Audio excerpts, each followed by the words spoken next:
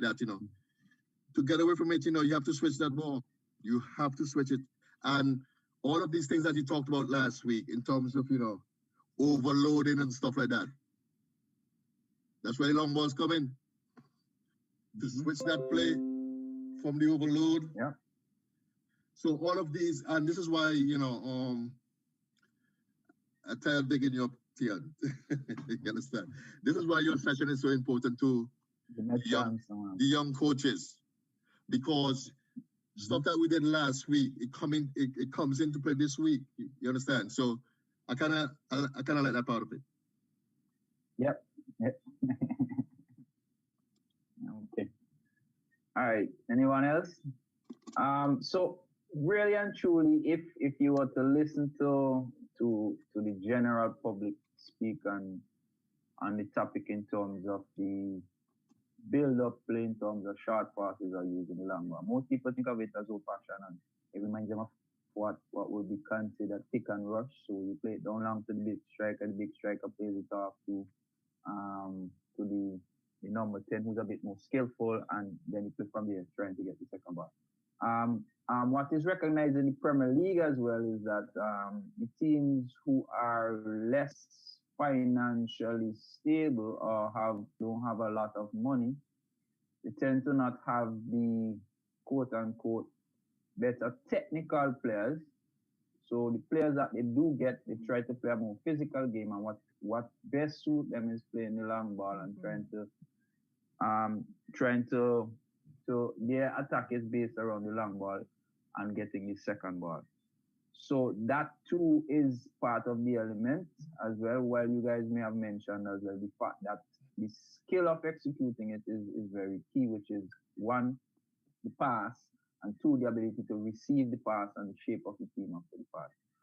So we are all basically on the same page as it relates to long ball. It has its place in the game. I don't think it will ever go anywhere. All right. But when we say a long ball, what are we really talking about basically? An attempt to move the ball a long distance down the field via a long aerial kick, keeper or defender directly to an attacking player with the ball generally by passing the midfield. So it's more than about 30 meters. A long balls are missions in which teams are trying to build out from the back, in contrast to a short, patient build-up, long ball, direct approach, instead of creating an advantage in each line before next. The ball is immediately played far upfield, and the team try to create or take advantage of that situation. All right, so it's been those lines that we're gonna look at the long ball and in context. We cannot switch up play as well, but this is the general idea in which we're gonna look at it. Now, the long ball allows for a quick vertical progression. The ball goes immediately from the goalkeeper or defender to one of the forwards. It makes less control prepared to a short build-up. All right. As it's a high ball, it's difficult to control. For the receiver, the time the ball spends in the air also gives the defenders time themselves to defend the pass. It's basically everything that we were talking about earlier. The long ball, in essence, why it is key is basically what we're doing with the second ball. And when we refer to the second ball, we're talking about the ball after the ball is played long. So if it goes to the striker, when he heads it down, whether it's back or forward, it's what is done with that particular pass, or it could be looked at as the second pass after coming off of the fourth person.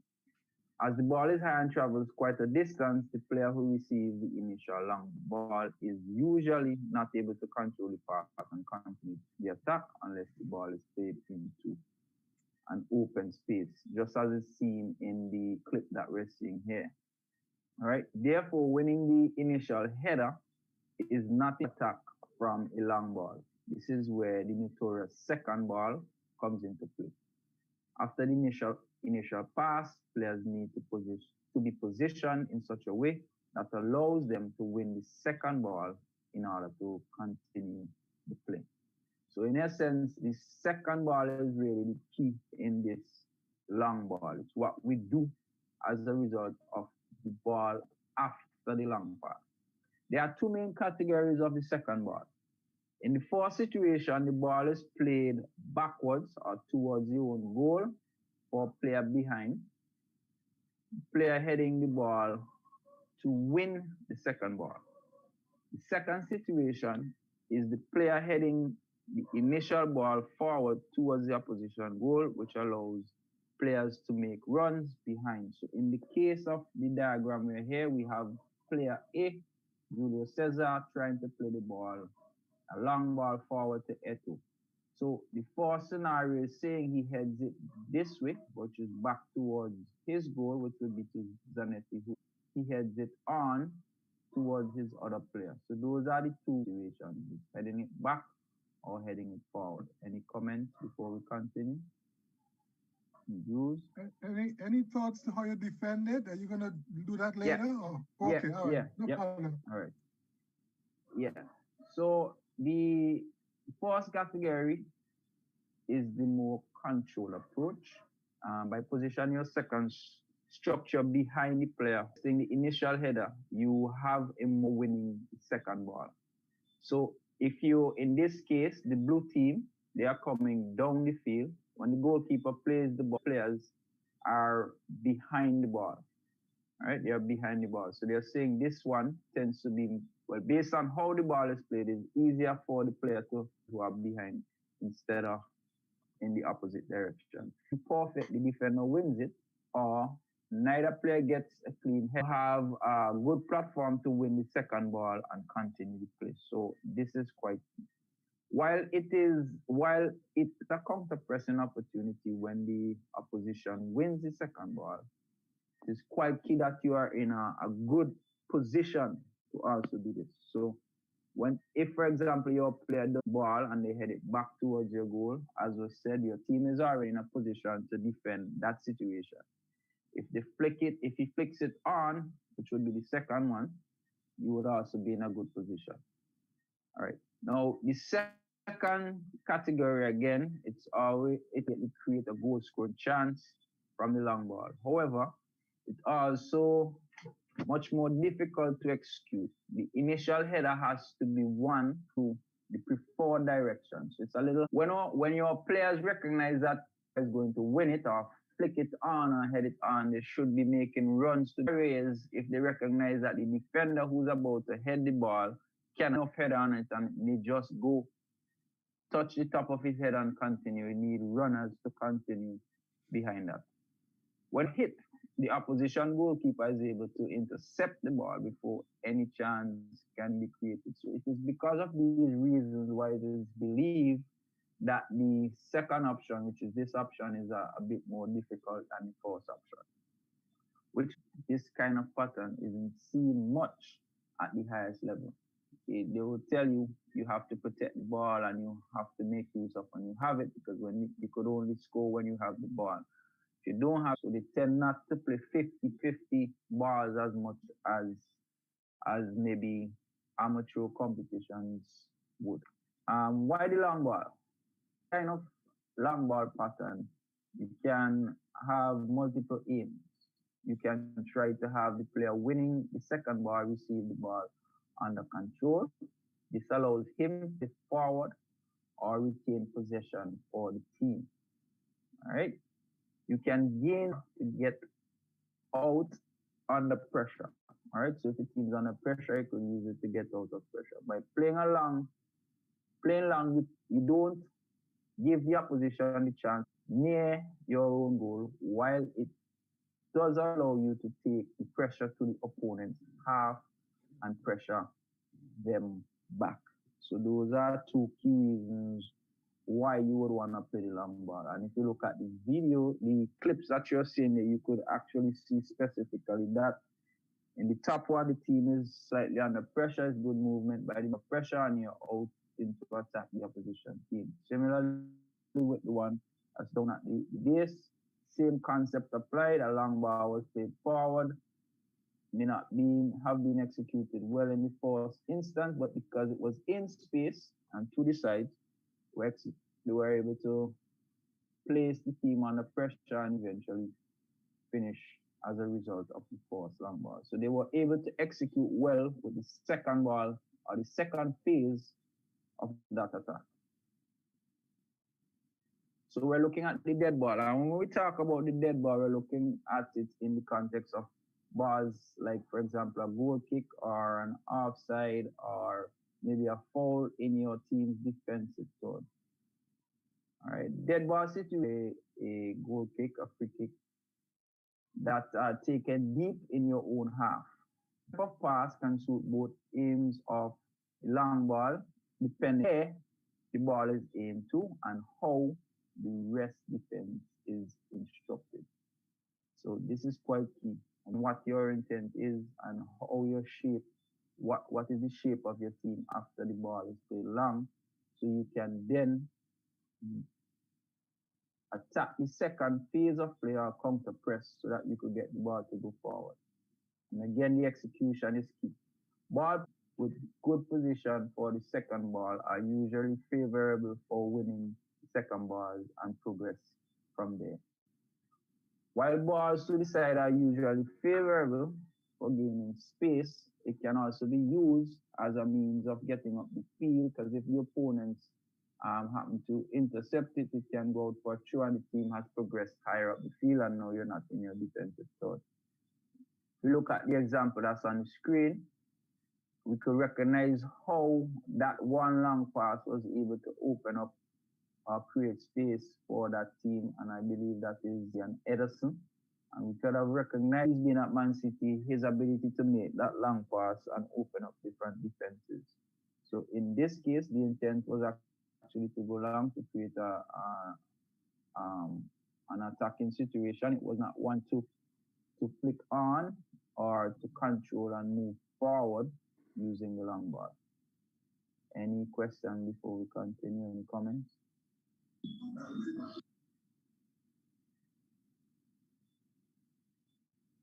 Now, when playing a long ball from a dead ball, you have full control position of your players. So that's quite key. So as a coach, you may want to have a specific strategy that you want to use in terms of players. And for example, where you spot the ball when you're kicking it off. If you spot it in the middle or you spot it on the left, on the right, this may give an indication to your players of how to set up themselves. In the case of this, what we are seeing on the screen, the blue team that's going up the screen, you recognize that the ball is more or less in the center, and they have it. Also, you could recognize the possibility of the keeper also going long because of the 1v1 situations which have been created as a result. It takes some time before the ball is taken, and the player taking the ball can't be pressed. So that is quite key. And as a result, it makes the pass a little easier to make, whereas it will be a lot harder. As the player taking the ball can't be pressed, the pass is usually more accurate compared to a long ball. Your second ball structure is much more organized, compact, and layered, as all the players were able to get into predetermined space. The main advantage of compact situation is the fact that your opponent into a predetermined shape at whom you want to aim the ball and can adjust to that. So that may be a disadvantage and an advantage as well. So you set up your team based on how you want. They could also recognize what your does well with the second ball, who's more aggressive or whose structure is better as the one who tends to gain possession. One comment there, Theon. Yes, go ahead, sir. In terms of the disadvantage, isn't the advantage the fact that you have one person who's going to take the kick, then they have less players to kick to vis-a-vis the 10 that you have to. In disadvantage to whom? The attacking team? Yeah, to the attacking team. Dependent based on who you're kicking to, if they are very good and who their opponent is. So if it's a very big striker, let's use this scenario here that's on the screen. These two players over here. If this player is very aggressive in the air, then it can be advantageous. Next one is that you're also, because getting more space in behind And as you said, it can also be a disadvantage because if the team were to win possession, they have a lot of space because they're not very organized across the middle here. Cool, that's okay. Yeah. All right. If I can ask a question there, Theon. Go ahead. Yeah, there's been. Yeah, so basically you talk about the second ball structure and all of that, but I've recognized in some, especially English Premier League games, I don't think they've gone too far away from playing too many long balls from deep.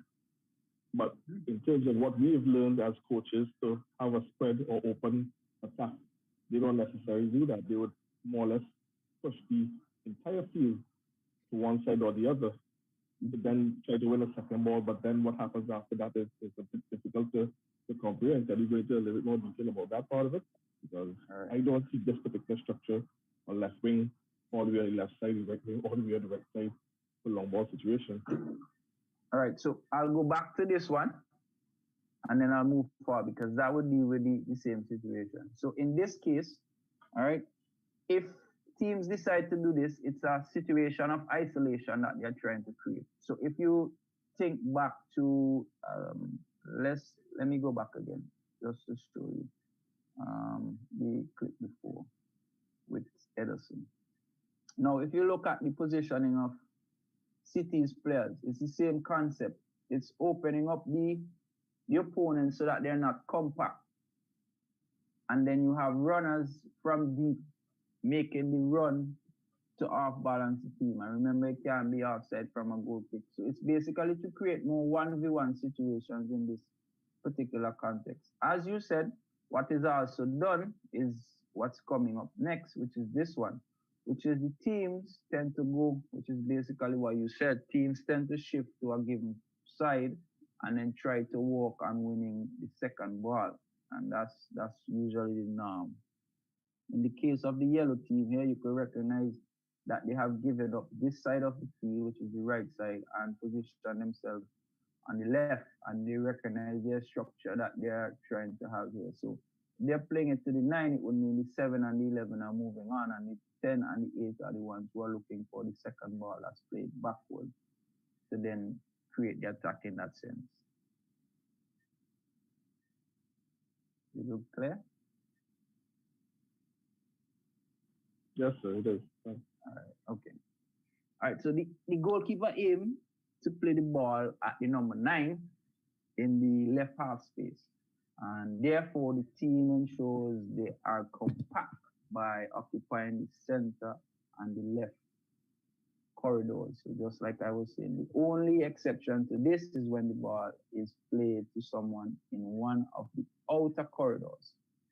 In this instance, the team will look to occupy the wing, the near half space, and the center circle. So it's basically, right now they're occupying this more or less the central corridor and some of the left. So the idea is, once you're doing this, you're looking for runners. On the other hand, if you take them a little wider, so if you bring the 11 and the 7 a little wider, then we're looking to occupy the same spaces and then be compact across this particular area here. So everybody would slide a little bit more to the left. Most teams will look to play the ball to the striker in either the center or one of the half spaces, as this allows for a multitude of layoff options and gives you a bigger chance of counter pressing. So again, even though you may have the player wide on the line, you try to play to the number 9, who would be central on the left side, even though they have shifts, so that the flick-ons or the second balls can be won a little bit easier by your players because there's a lot more options. Whereas if you play to the 11 who's on the line, is only basically two ways the ball could go, which is either straight back or inside, whereas the 9 could play it 360 degrees. All right. Another option is to aim the goal kick at a wild midfielder or fullback. As the receiving player is now positioned on the side, they usually have a more open body position, which gives them easier access to get a clean header on the ball. In addition, when the ball is lost, it can be easily counter-pressed as the space for the opponent is limited by the sideline. Finally, by playing the ball to the side, you also increase the chance of the opponent heading the ball over the sideline, allowing you to restart play in their half. Any questions, any comments? Did I clarify anything for anybody? Good? Seems as if I was waiting for Wayne tonight with that question. Well, I would like to say that in the younger ages, if you don't have a goalkeeper who can clear the ball well or accurately,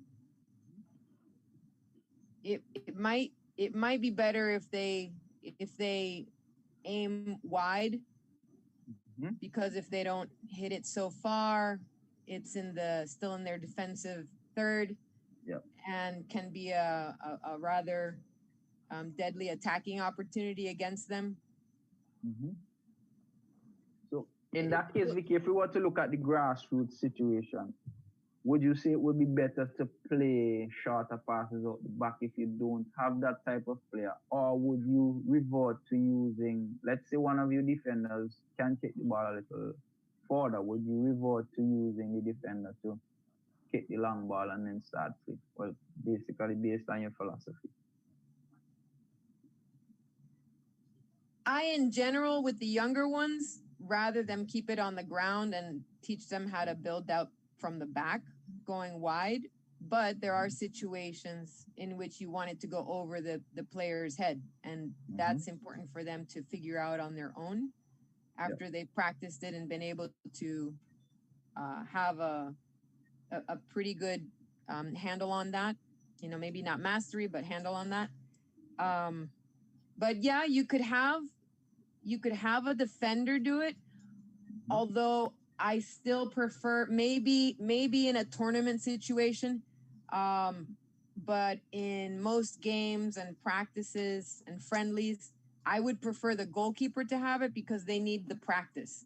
So even if they're not gonna have that perfect ball, or even as good as maybe another defender, it's important for them to have the practice in that pressured situation. Because if not, they're never gonna learn. And the other context that you could also take with it is how compact would your team be. So for example, if we're looking at the screen now, if the number 3 were to take the kick, how then would you set up your structure based on the fact that this 3 is all the way back here? So for example, if the kick were to get to this player here and they were to head it back this way, it would now create a 2v2 in this particular area with a player still deep.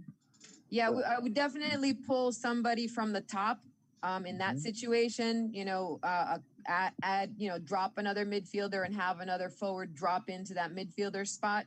So there could be a more of a connection, a better link in case that happens, so that we have that extra defense in case that happens.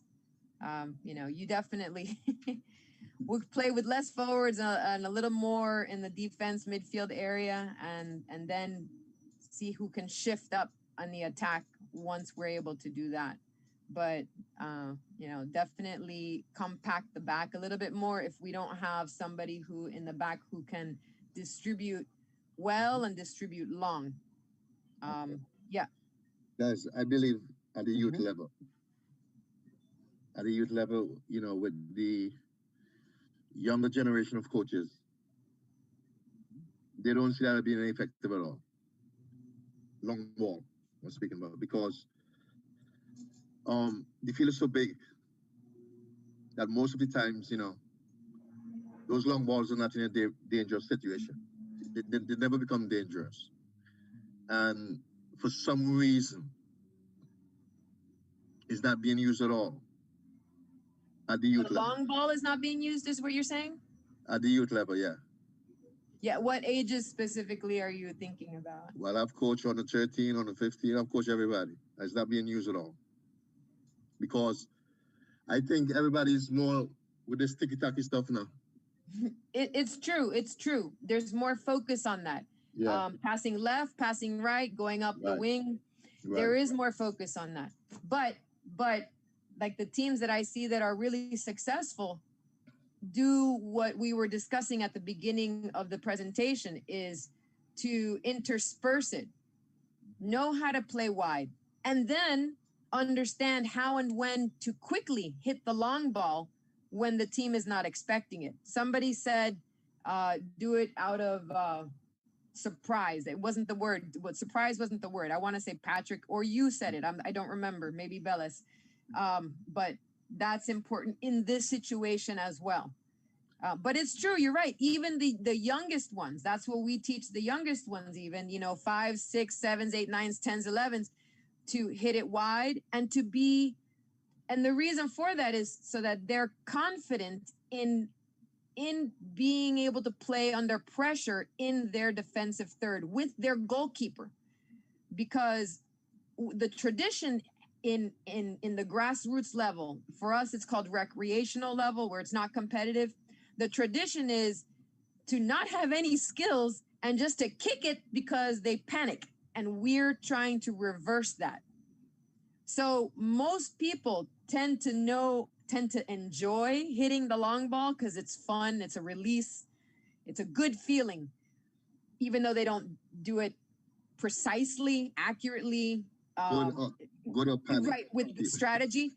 So the short ball, accurate ball, playing under pressure with their players in combination tends to be harder. So we focus on it a little bit more to help them understand how to use it. And then you also teach them to make the decision when they need to hit the long ball on their own. That's very important too. But then again, right?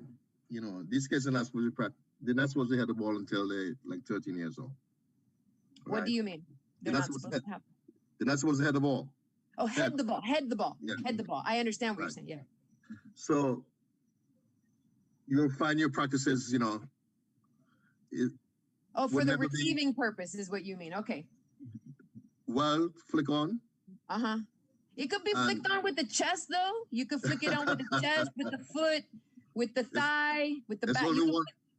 There's only one person I saw that in St. Vincent, a guy named Keith Slick. He's the only one, nobody else. Well, I have seen plenty, and I teach plenty how to use all different surfaces of the body so that you can flick it on, pass it.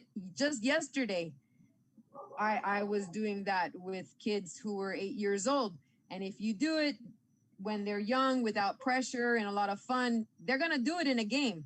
And they're going to see people do it on professional TV, and then they're going to be able to do it. So it's just a matter of, giving them the option. Because yesterday we were actually discussing how it is illegal in FIFA now for the 13s and under. And I told them, I said, yes, you're absolutely right. And these kids are 8, 9, 10, and 11.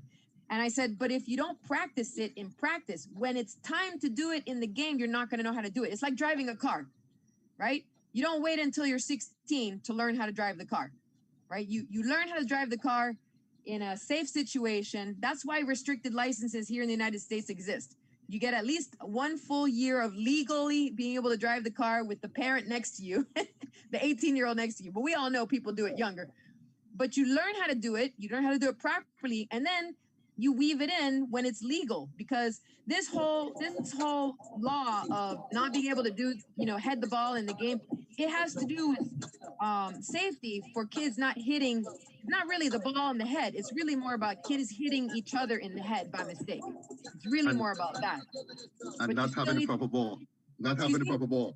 I wanna chime in here a little bit, just to have the conversation extend a little bit.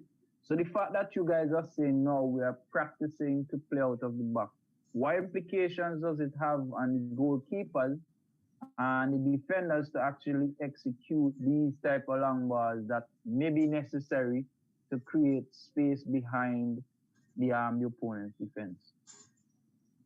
Theon, yes. Here's my take on that. I'm listening to Vicky and the other guy there. I mean, I'm trying to identify the difference between the tactical long ball and the deliberate long ball. And I'm talking about the younger players, the grassroots. Because I do not think that in talent development, not even identification, talent development, that we want to have defenders whose responsibility for every ball that you pick up in the defense, you've got to go long.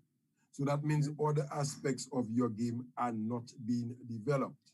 So we have to look at the balance between that and what it is that we want. How football intelligent are these grassroots players to see the difference between the deliberate long ball and the tactical long ball? Now, when we play the tactical long ball or tactical or deliberate, and it always comes in the air, we have to ensure that we've done enough work with these players to make sure that there is a level of control. So my take on that is differentiating between the tactical long ball and the deliberate long ball. The ball is in your defense, you under pressure, you need to get it out, get it out. That to me is the deliberate one. But the tactical one is, as you just mentioned there, we take our time and we put it over the defensive line, so our players get an opportunity to go across and do the counter attack. Okay, I have a question. I have a question. How many coaches we have at here? 6, 7 on its Zoom? Everybody, probably about 11. Okay, how many players? How many players, especially at the youth level? How many players practice that long ball? Well, if I were to speak from a St. Vincent perspective, it's kind of it's much of what Bellas was saying. So, for example, when I observed the primary school competition, the last one they had, the coaches were telling the players it was to clear the ball. So obviously, it was in both cases where it's sometimes deliberate and then sometimes it's because it's pressure or tactical. We don't tend to, because the game for them was not about fun and learning how to play, but more to win. Their instructions to the players were always to play the ball long. So they may not necessarily be learning the skill of actually being accurate at playing the ball long, but what they were doing was actually kicking it long or trying to get behind the opponent's defense or long out of their defensive area. Yeah, I don't know if they get me there. So they are practicing it, but maybe not the right particular way. Some teams were trying, well, I didn't see much teams try to play out the back. It was mostly goalkeeper set up or one of the stronger players set up, and they tend to hit it a little long, and then they try to fight for the second ball, and then they walk from the basically. Can I chime in a little bit there, guys? Yes. The long ball is, it's a technique, but first you have to teach them how to kick the long ball. So even in your grassroots area, you have to teach them how to get under the ball and their body position and the part of the foot that gets under the ball, depending on what you want to do with it, to get it up. So that's the first thing. You got to really teach them how to do it. I think when you get to the teenage groups, 13, 14, you're playing 11v11. You have to coach everything. You have to coach every scenario. First thing, keeper gets the ball. The first thing, your wing back should spread to both lines, both touch lines. Then the keeper picks his choice, what side he's going to go up. That's playing out to the back. He sends it to the right side. Left back comes in, and your team stays compact, right? But you give him a choice. Also, when you're kicking off the ball, you never kick off the ball with your team right under you. Your team must get up to defend the ball. So everybody really should be up. If the guy's kicking it long, you get up because you gotta defend the ball up there. I'm talking about when you kick when there's a goal kick off. Yeah. So just explain that to us, Patrick. Just when you say everybody have to be up. Up. If a goalkeeper is taking the ball, you don't need a defender right in front of the goalkeeper. Take the context of what's on the screen. You could use what's in front of the screen and which team is going? Yellow. Yellow has the ball. They're going up. Is this a goal kick? Yes. So the ball is. So number three is taking a goal kick. Number one. Okay, number one. Right. So everybody is up. It looks like everybody is up there as much as you can go. You don't need fellas on there. So when the ball is played up, you have to be there to defend it. So you're saying, That's what I'm look where the Patrick, look where the 18-yard box is, and look at the third of the field. Look at the third Right. of the first third of the field. Right. So where the defense is supposed to be when the goalkeeper? If he could kick the ball right by the halfway line, then there should be like where the red number 9 is. Everybody should be around there.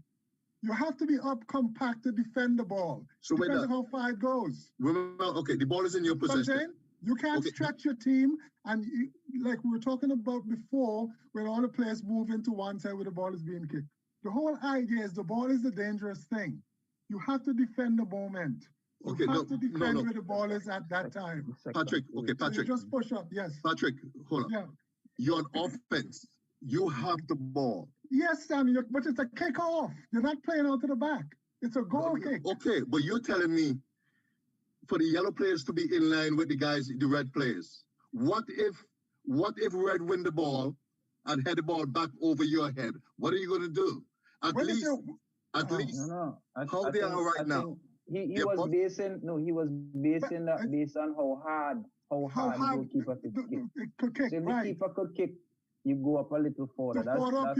Exactly. That's what he was. So the team could remain compact. No, his idea is you go up so you could make the team a little bit more compact. More compact, and you're there to defend it. Here's the other point. The further up you go, you're keeping defenders forwards away from your goal. They've got to move up when your defense move up. But Sammy also has a point there too, which is, let's say you don't win the second ball, then you create a lot of space behind you. Come on, the 9 can play into. They'll anticipate that. You'll anticipate, and you still have one defender there. They will anticipate. But the point is, if you're stretched and you give up space, you're definitely not going to win the ball, and they will definitely pick up the second balls. But your chances of better of defending the second ball, right, or keeping possession of it, even though they head it back, is if you're there, you got to be there. But Patrick, there's not a dangerous situation. Sammy, if they win the ball, you have to defend it right there, and you're there to defend it. You can't give them space to start an attack or even give a second pass. But Patrick, that's why they are defenders. They're in position to defend. That's what they do. You can't come in line with the red players and leave it, the whole back exposed.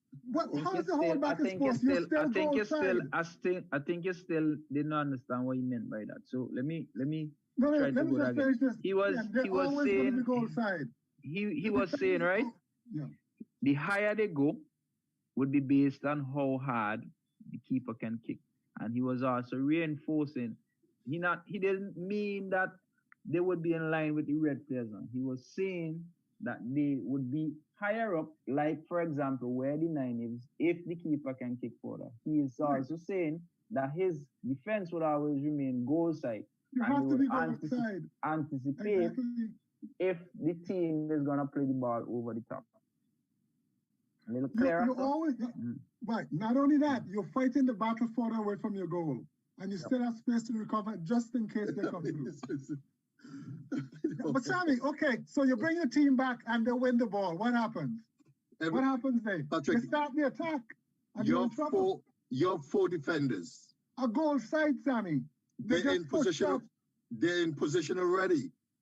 They see the red players already, so they don't even have to do anything because they're in position already. But you're saying when you say they don't have to do anything, what does that mean? They're in position.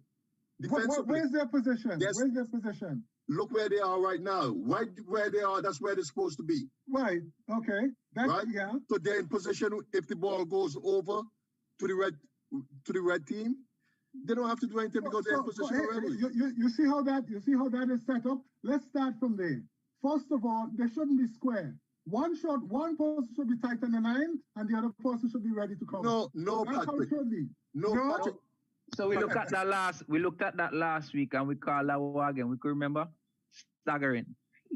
Yeah, Patrick, exactly. Patrick, staggering. Yeah, Sammy, you gotta have cover. You have to have a man on the forward. Listen, Patrick. All right, so we'll take the last point from both of you on this part, and then we'll move on, and then we'll discuss another. Patrick, okay. I understand where you're coming from, eh? Because you learn the game when they used to mark and stuff like that. That's a long time ago. So you don't mark anymore, you saying? There is no need. Look where the guy, listen, just listen. There's no need for him to pick up anybody to pick up the red player because he's not dangerous right there. Look where he is. Why you want to pick up? He's not dangerous. So why are you going to pick him up? So can we agree? Okay, so Hold on, Patrick. Can we agree that in Sammy's team, he's not going to pick up? And in Patrick's team, he would advise his players, one of them to pick up the 9 and the other 2 remain staggered. Exactly. That's exactly what I would do. Can we agree on that? That's a long time. That's the long time. No. That's his philosophy, and your philosophy is this. Sammy, bro, you gotta agree on that. We can agree on that. And have we can agree on that. We can Where's agree the on pressure? that. Look at the lines. Everybody's playing zone, Patrick. Again. Eventually, you have to make a tackle. You have to tackle these guys. Patrick, as they get close to the 18. All right. Let's move on. Can we agree? Can we agree? In your team, you would zone there. In Patrick's team, he would put a man to mark and one to cover. All right. You can't put man too high. You put it closer when Again, Sammy, this is Patrick's team. This is how he thinks he should play it. You have your version. Listen, can we agree on that? Can we agree on that? Both of you, can we agree on that? Yes, can we agree on that? Yes, I said yes, okay. but one now point. Here's the other man in answering. Listen, I just want to say one thing. When people talk about zone is just a starting position, right? No, it's not. Listen, Sammy, listen. From the time the ball is played, the defender must move when the ball is in the air. When that ball is in the air, he steps to the defender. That's how it works. When the ball gets to the defender, he has no time to turn. You're right there. The attacker. The attacker, exactly. This is how it works. You could start in a zone. Corner kick, same thing. Once that ball is in the air, that is when the defender must move and attack the ball and pressure the man. You can't just stay zone. Yes, zone. Yeah, it just means at that point in time, we're going to be here. That's the beauty about communication, right? That's the beauty about communication. If we listen to each other, we recognize we're saying the same thing. Yes, you are. Yes, you are. And let's move on. So I agree that you both of you are, but we're going to discuss that a little later. All right. Now, with the dead ball, most teams will use a 2-3 or a 3-2 rest defense structure in case the ball is played beyond the 4 second ball line. All right. One player is usually a little bit more advanced than the player heading the ball, with one player just in front of the header in case he's able to play it back. Most teams will then have one player just to the side of the player heading the ball and one player staying wide on the opposite side of the field to ensure to ensure options to progress the attack in case they win a clean second ball. In addition, the midfielders are almost always staggered and never in the same horizontal line to ensure a bigger reach to winning the second ball. So let's just take a look at that there. So the force would be 2-3. So that's the defensive shape behind the person. So we have the 2-3. That's what they're talking about. Next, the ball who's going to the person who's getting it. There's a person just behind, and there's a person just in front. Based on how the ball comes, they try to get to either of them. Then the person on the opposite side tries to stay wide just in case they're able to progress so that they can attack the particular space. All right? So if it were the other way around, which is the 3-2, they would have a player deeper here, and then 2 players, and then everything else remain the same. So this is a scenario that can be used, which is the setup in the context of a 2-3, in terms of the line behind the second ball line, so that you have a proper base at which you can attack the second ball. What you could also recognize with the space is how compact the blue team is, even though they are the ones who are trying to play the long ball. The reason for that is based on what Patrick was saying earlier as well, which is you give yourself a better opportunity of winning the second ball. And even if you don't and the team is able to win the second ball, you're right there to fight for it, to try and prevent their progression of the ball. Any comments on this one? Good. Move forward. Theon. Yes, sir. I understand. I'm not going back to the discussion between Sammy and Patrick because I realized it was based on their own philosophy. Even that one, even that one that you have there could also be based on your philosophy. On a philosophy, correct. I need to understand. I'm not even opening that for discussion. Why would that player need to take that long ball and put it straight down where there is so much compactness or compaction vis-a-vis putting it across in the middle of the field where you have that one player and he can utilize the space there? Again, that is based on your philosophy and your tactics. Correct. Just my observation. Correct. And for me, right, just from my understanding and my thinking, the reason you're going down the line was based on what we mentioned earlier. If the team were to win it, one, they could head it out and you have possession back. Two, if they are on this side and they win the ball, it's a longer distance to get to the goal so your team can recover. But vis-a-vis, if you play down the middle and you lose it down the middle, it's a shorter distance for them to get to the goal. So that could be part of the thinking as well within the process of playing it down the side and to that particular player. But again, as you said, it has to do with philosophy and how you believe the game should be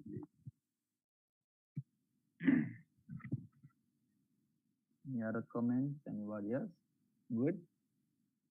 All right.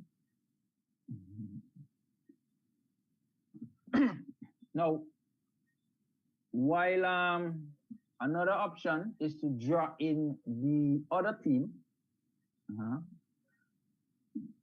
by also keeping a short build-up as a valid option. And I want you to recognize who is here in the goal and which team we're looking at. This, should I say, blue or green team, they are coming down the field. So they are playing this way. Keeper has the ball. So this is Manchester City. Naturally, you know that they are going to try to play short passes and playing it out. But they are also keeping the option as well if the team, that is to draw the team in. And obviously, if you draw the team in, you create space behind and they are less compact and it's then 1v1. So this is also a means by which you can use the long ball. This works especially well if the opposition tries to press high up the pitch and needs to commit a lot of players in order to stop you from playing out underneath that press. By drawing them in towards your own goal, they have to open up space further up the pitch, which you can exploit with a long ball. Also exploiting the fact that you can't be offside on a goal kick. And it recently happened. It just so happened I couldn't get it downloaded. It was the goal, Man City versus Tottenham. I think Gundogan was the one who made the run. So it was a similar situation.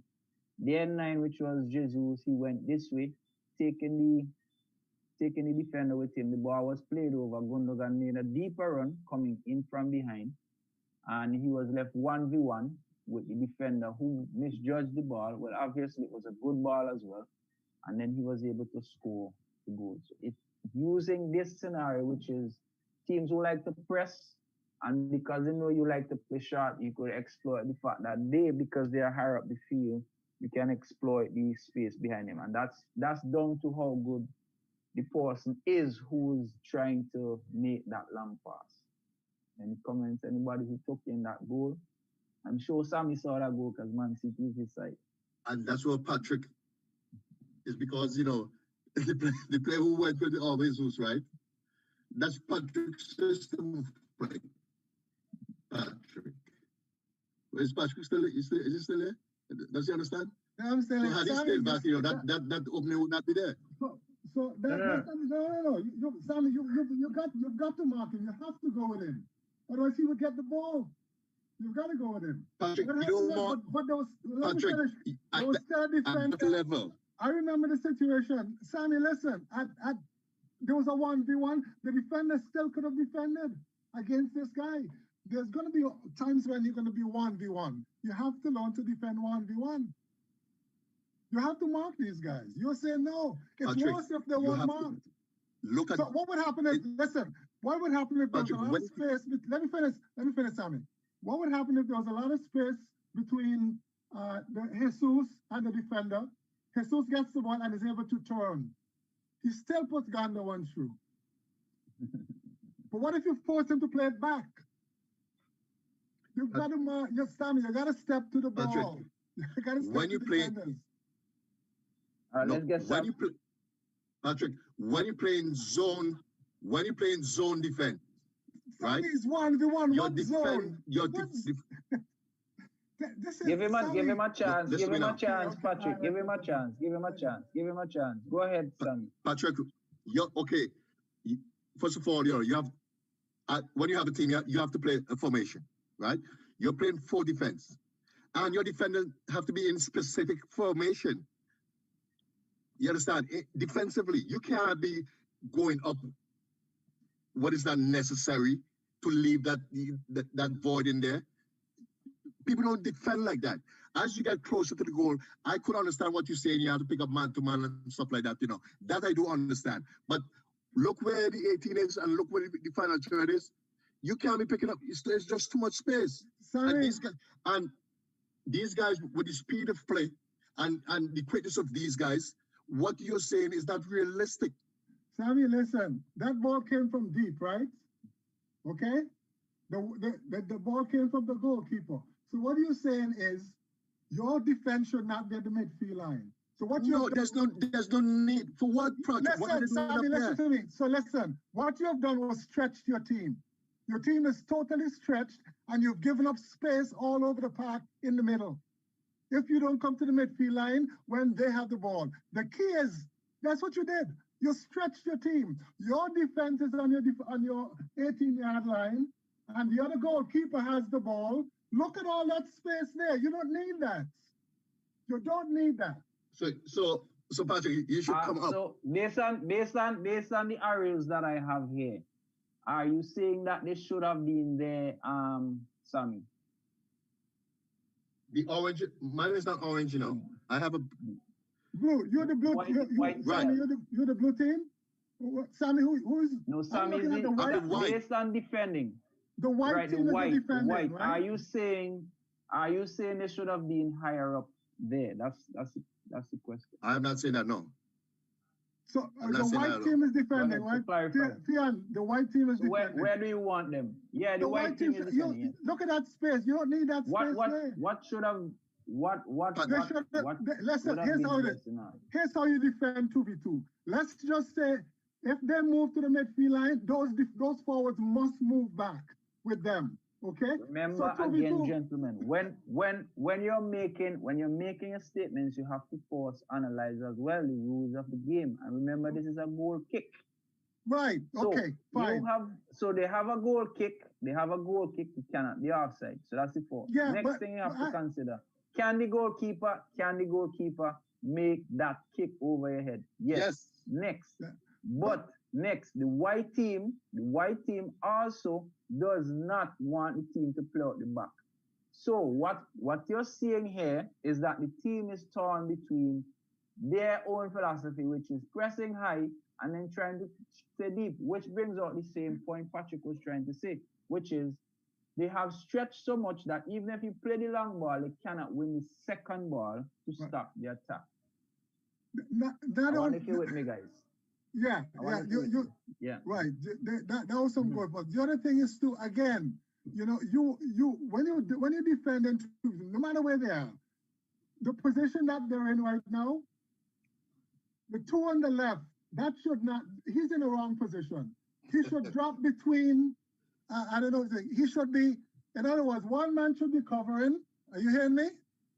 Yeah. One man should be covering, but the second defender has to drop off. He can't stay square with the other forward. He has to drop off to be in a position to cover the man who's marking, and also slide to the other side if the ball is played to the other defender. Patrick, that's not so, Patrick. You understand? So you want this is how you defend 2v2.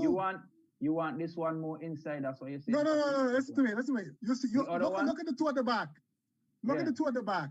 The fella that's for the forward is marking, right? No. He stays there. Bring him across. Bring him across. Yes. Okay. Bring him across. No, I'm telling you, bring him across. Bring him across. Let me get the arrow. So you want this one? Because this is to come across here. Right here, exactly. Stay there.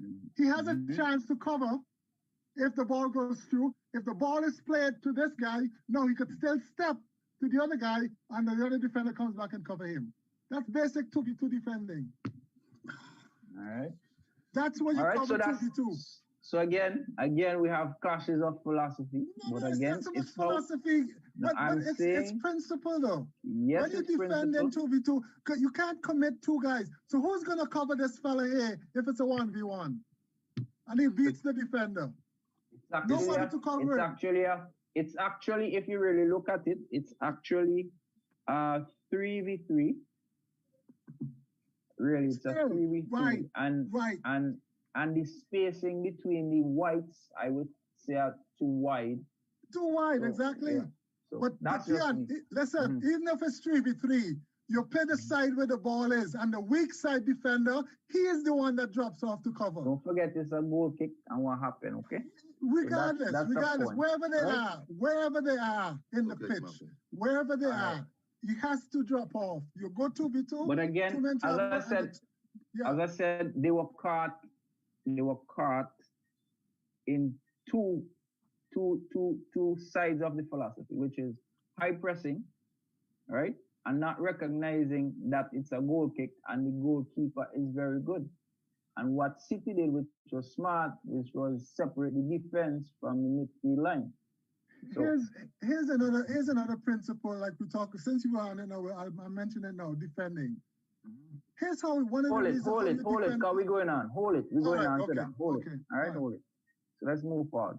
We're here. All right, so defending the long ball in order to win the ball in a controlled way. So that's the key about it. All right, so when we're defending, it's essential that you win the second ball again. Everything with the long ball is always, what am I doing with the second ball? How can I cope with the second ball or the second phase of that particular play? What am I doing? That is the key part. Am I in position to win it? Am I in position to defend it? Where am I? This is a player who has time and space to receive the ball without being pressed within the first couple of seconds. So the key is the person who's gonna get the ball. You have to be able to get in a space to be free to get the ball and then play it out. So even in looking at the person in the clip that's there, the key to the second ball is the person who's receiving it has some time and space to be able to play the ball, and that's how you will be able to defend it, because they were in good position to receive the second ball.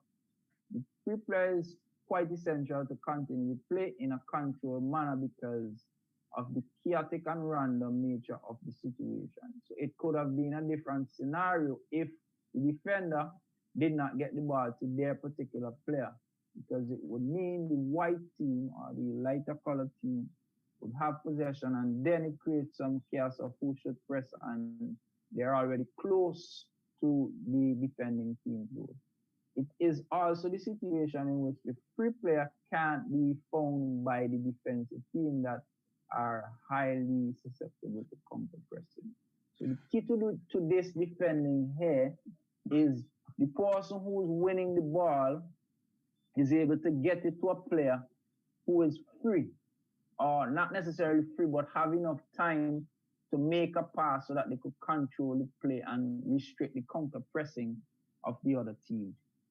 How the free player is found differs slightly over the three categories, but the necessity of this player is present in each of the situations. So again, While the ball is being played, the person who is going to head, as was mentioned, he needs cover, both behind, but also the midfield line should be getting close to receive the second ball, so that one of them could be in the free space to control the next pass to get it out of that cluttered area to continue or control the dead ball situation. All right. Defending team gets into a compact shape around the area in which the initial long ball is going to be played. So that's one of the first things you need to do, is to remain compact. One player will challenge the attacker to win the ball initial header, while there will be players positioned behind him to provide cover. What's particular about the dead ball situation is the position of the player who challenges the attacker to win the initial ball. Whereas this is usually positioned in the last line. In other two categories, it is usually a defensive midfielder in the dead ball category. So normally, if it is open play, it would be a defender you're setting up to win the first ball, but it is advised that if you could have a midfielder, the one doing that, you create more cover with your defenders behind, and then your team is a bit more compact and they could organize for the second ball. Before you go on, Patrick, do you understand what he's saying there, Patrick? I was watching the game. So yeah, exactly. You gotta pay attention. No. Because I'm watching the game. I don't want to comment unless I hear what he says. Then I can comment. Go repeat it for me, Theon. Again. So the idea about defending the first ball, the long ball, and dead ball. Remember, we're looking at the dead ball situation. We're not looking at the open ball.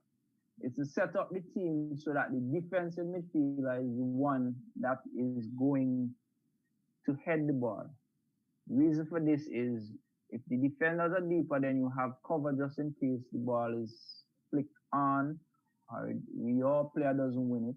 And if they're able to win it, your other midfielders are right around to win the second ball, and you're at less disadvantage in terms of getting to control the situation as is.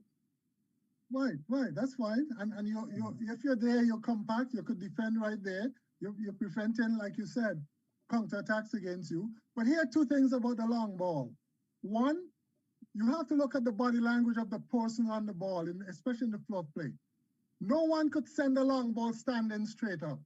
Again, so remember, we're looking at the dead balls. We're not looking at open play yet. Even the dead balls, right? Fine. Even that, but okay, you could do it in dead balls too, but in the floor of the play, this probably applies more. But even in the dead ball, you know it's coming. But in the floor of the play too, look at the man that's on the ball, and his body language tells you when he's going along, which means the players in the immediate area are going to be completely out of the play, and the fellas on the weak side have to drop quickly. That's the first thing. Secondly, it's a principle of the game. Players must move when the ball is in the air. You don't wait till it drops to move. So in terms of getting the second ball and trying to prevent that counterattack coming at you, you should be ready. Once that ball goes long, you're moving when the ball is in the air. It can't damage you when it's in the air. So those are just 2 points that I want to make. But fine, it's always good to be compact defensively and offensively. Offensively, you're supporting the ball, you can move it, you could draw them in, and then you hit the long ball on the weak side to counter. All right, defensively, okay, if you're compact, once the play breaks down, you're there to start the attack. You're there to stop the ball. So that's fine. But again, this is what you teach your kids. Body language of the man on the ball, and you know you got to drop, especially if you're on the weak side. And secondly, even when the ball is on the ground, and I see it in the Premiership at all, guys run after the man receives the ball and he tries to get there. You're supposed to move when the ball is moving, in the air or on the ground. But Patrick, you see those red lines there? You see those red lines there? As defenders, they have to, when we use zoning, is it, so they have to, when they're defending, display, they have to make sure that they're in those lines, Patrick. Sammy, that's being compact around the ball. But is it an organized fashion? This is not, they just go around and being compact. You know, there's certain responsibilities that these defenders have based upon those red lines. But listen, Sammy, it's called defensive shape. You always have to manners always have to have pressure on the ball. Behind that pressure, you should have like a little triangle. The first defender is the man defending. Depending on where he's putting the ball, you have the second defender there and the third defender for balance. No, That's your initial shape. Okay, no, Patrick. Okay, square. Patrick, that's basic defending that they teach you in the book. But that's what you do. That's what you do when you're defending. At this level, Patrick, at the professional level. Sammy, the level doesn't change that. Yes, it does. Look at those red lines. Waiting at those red lines. Wait for waiting is a drawing. Waiting to put those red lines for. They have to learn to defend in those red lines. I think Sammy, you're getting carried with red lines. When you play in the game, there are no red lines. You're coming. All right. When you play in the game, there are no red lines. Forget the red lines. Wherever the ball is, listen. Listen, no, Theon, you can't pass off everything by saying it's a coach's philosophy. There's some basic principles of defending that you got to follow. Forget the red lines. Wherever the ball is, once you have pressure, cover, and balance around it, and then everybody else form a bigger pressure, cover, and balance beyond that those initial three players, then you're compact around the ball. But Patrick, at that level, the speed of play.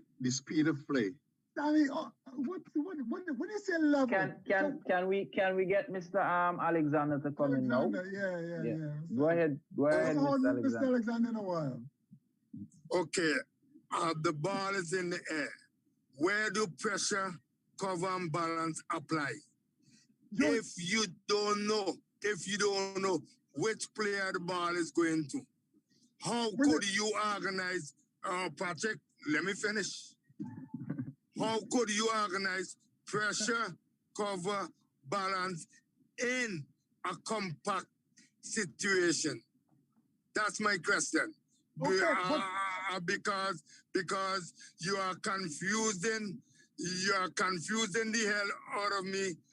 When with pressure, cover, balance, it is all about winning the force ball. Okay. Are you done? Yeah. Okay. Listen, when the ball is in the air, you know the general direction where the ball is going. Everybody knows that. You have to look. And that's why you have to look. And that's why communication is very important. You look and you see where it's going. And you set up so that, you also have to look at your teammates. If a man is already pressuring the ball, somebody has really covered, then I pick up the other position. No, this Patrick. Is just communication. Patrick, you got me laughing, yo. Patrick, hold on, gentlemen. So I'm gonna draw a circle here. Patrick, let's look at this as your particular area. So your goalkeeper is gonna play it in that particular area because you're a little general. So speak based on this, what you're trying to. And let me try to see if I could. Go ahead, you could go ahead. So that's the zone that you're looking at. So you have 3 players there. Your yellow teams are defending, correct? The yellow team is going this way. The blue team is coming this way. The yellow team have the ball. This is the yellow team's goalkeeper. Right, and the yellow team is kicking off. The yellow team is kicking off, correct? Yeah. Right. So where's the ball going? The ball is going to the man in the center? You see where I have the circle here? So he's kicking the ball to this direction. Exactly. Okay, fine. Fine. Okay. So the force man, whoever that ball is going to, you have to position yourself and anticipate where it's going to drop. And everybody else should really pick up their positions around that first defender who goes. That's how you stay compact. I don't see a problem with it at all. Are you guys a little clearer on what he's saying? You're a little clearer and look, you don't worry about marking some of the players that are not even in the area. Patrick, in that marking, Patrick, you trying to explain it from when they had a sweeper and all that kind of stuff. Sammy, it has nothing to do with sweeper. The ball is kicked to a particular player, right? From the time the ball is kicked in the air, let me finish. You know where the ball is going. Everybody knows where the ball is going. Could I correct you by saying a particular space, Patrick? And the defender has to defend that space. Right, exactly. Right? So this is why you have Yes. these lines in there. This is why these Okay, lines are but- there. So when Yeah, you but defend, even without the lines, defenders know where they have to go. Patrick, Pick listen up to the me. space. When you're teaching it, right? Physically, for them to understand, you might have to run a line from 75 yards back and forth, those 4 lines. You have to learn, listen to me, Patrick. They have to learn to defend within those lines. That is zonal defending, Patrick. You understand? Sammy, when you say zonal defending, tell me exactly what do you mean when you say zonal we did that in the Zoom already. But that's what you do. You're defending the area. And then when the ball is played to defender, you step. But no, you're talking about cover and stuff like that, Patrick. Well, yeah, that happens automatically. You have to cover. So I honestly, I don't know if it is just me, but I don't know about everybody else. But you all are basically saying the same thing. No, we're not saying the same. Okay, hold on. Now, let's look at this same scenario here, right? So the ball is gonna be played here. So this player recognizes that he has to press the player. That's all Patrick is saying. Right. And then this player recognizes that he has to cover this player in this scenario. The other player knows where he has to go just to collect the second ball. That's all he's saying. Similarly, you are saying when the ball comes into this space, this player has to defend the space, which is the same thing. This first player is gonna go and try to win the ball. The other players put themselves in a position so that they cannot be penetrated and they are compact. For me, the two of you are saying the same thing. No. If you look at the game today, Man City, right? You know who covered those defenders because they was high up in this situation? The goalkeeper. Mm-hmm. The goalkeeper covered. That's another scenario, but the goalkeeper in essence, if the player is on the right side, then obviously the right back is the one who's applying pressure. What would you do with your centre backs? The centre back has to drift. He has to drift over. Drift over where? No, let me stop it. Where does he go? Where does the centre back position himself? Okay, listen to me now. Remember the question. Where does he position himself? In that space right there, Patrick. Where? Tell me where. Hold on, Patrick. Space, let me finish. Space could mean square with the next defender. Wait, Patrick.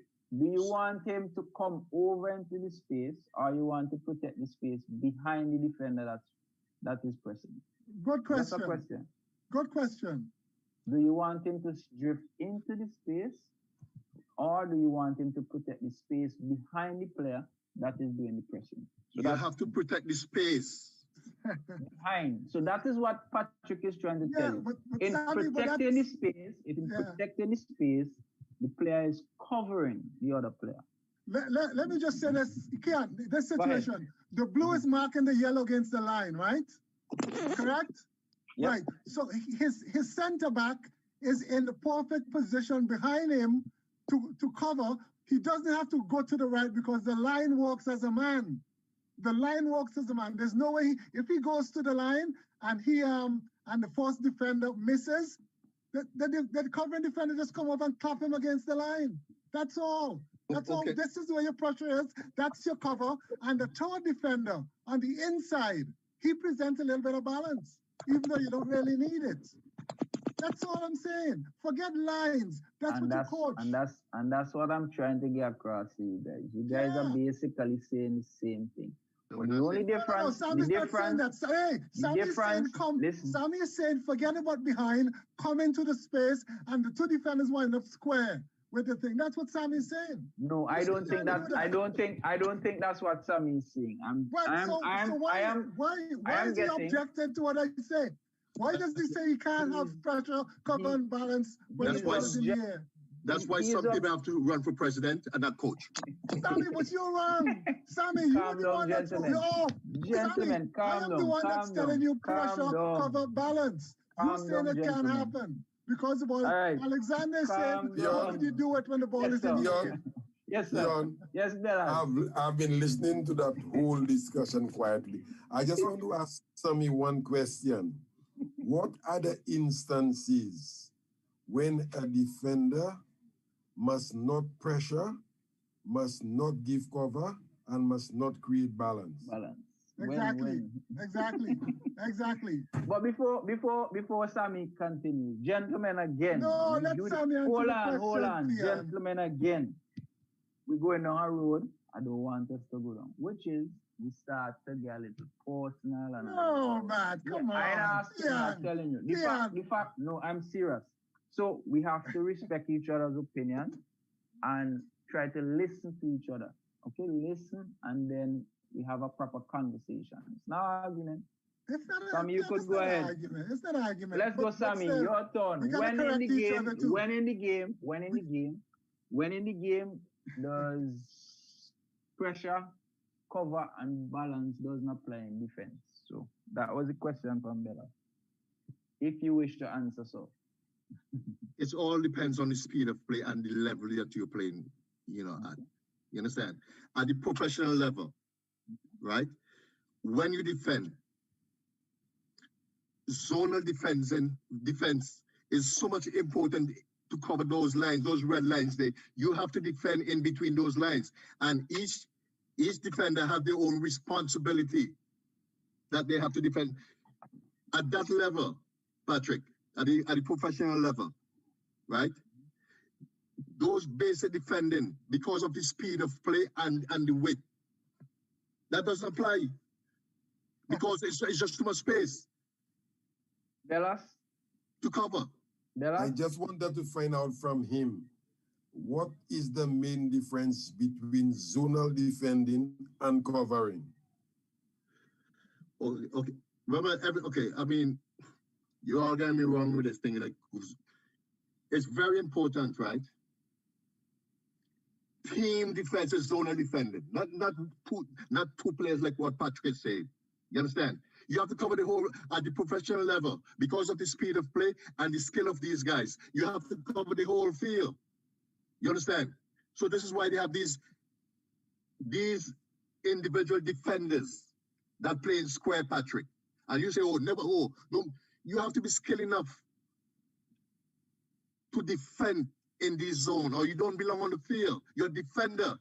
You understand? Those cover stuff because of the speed of play and the skill of these guys. Because the first defender always get beaten here. The first defender at that level always get beat. And we saw it today. What happens when he gets beat?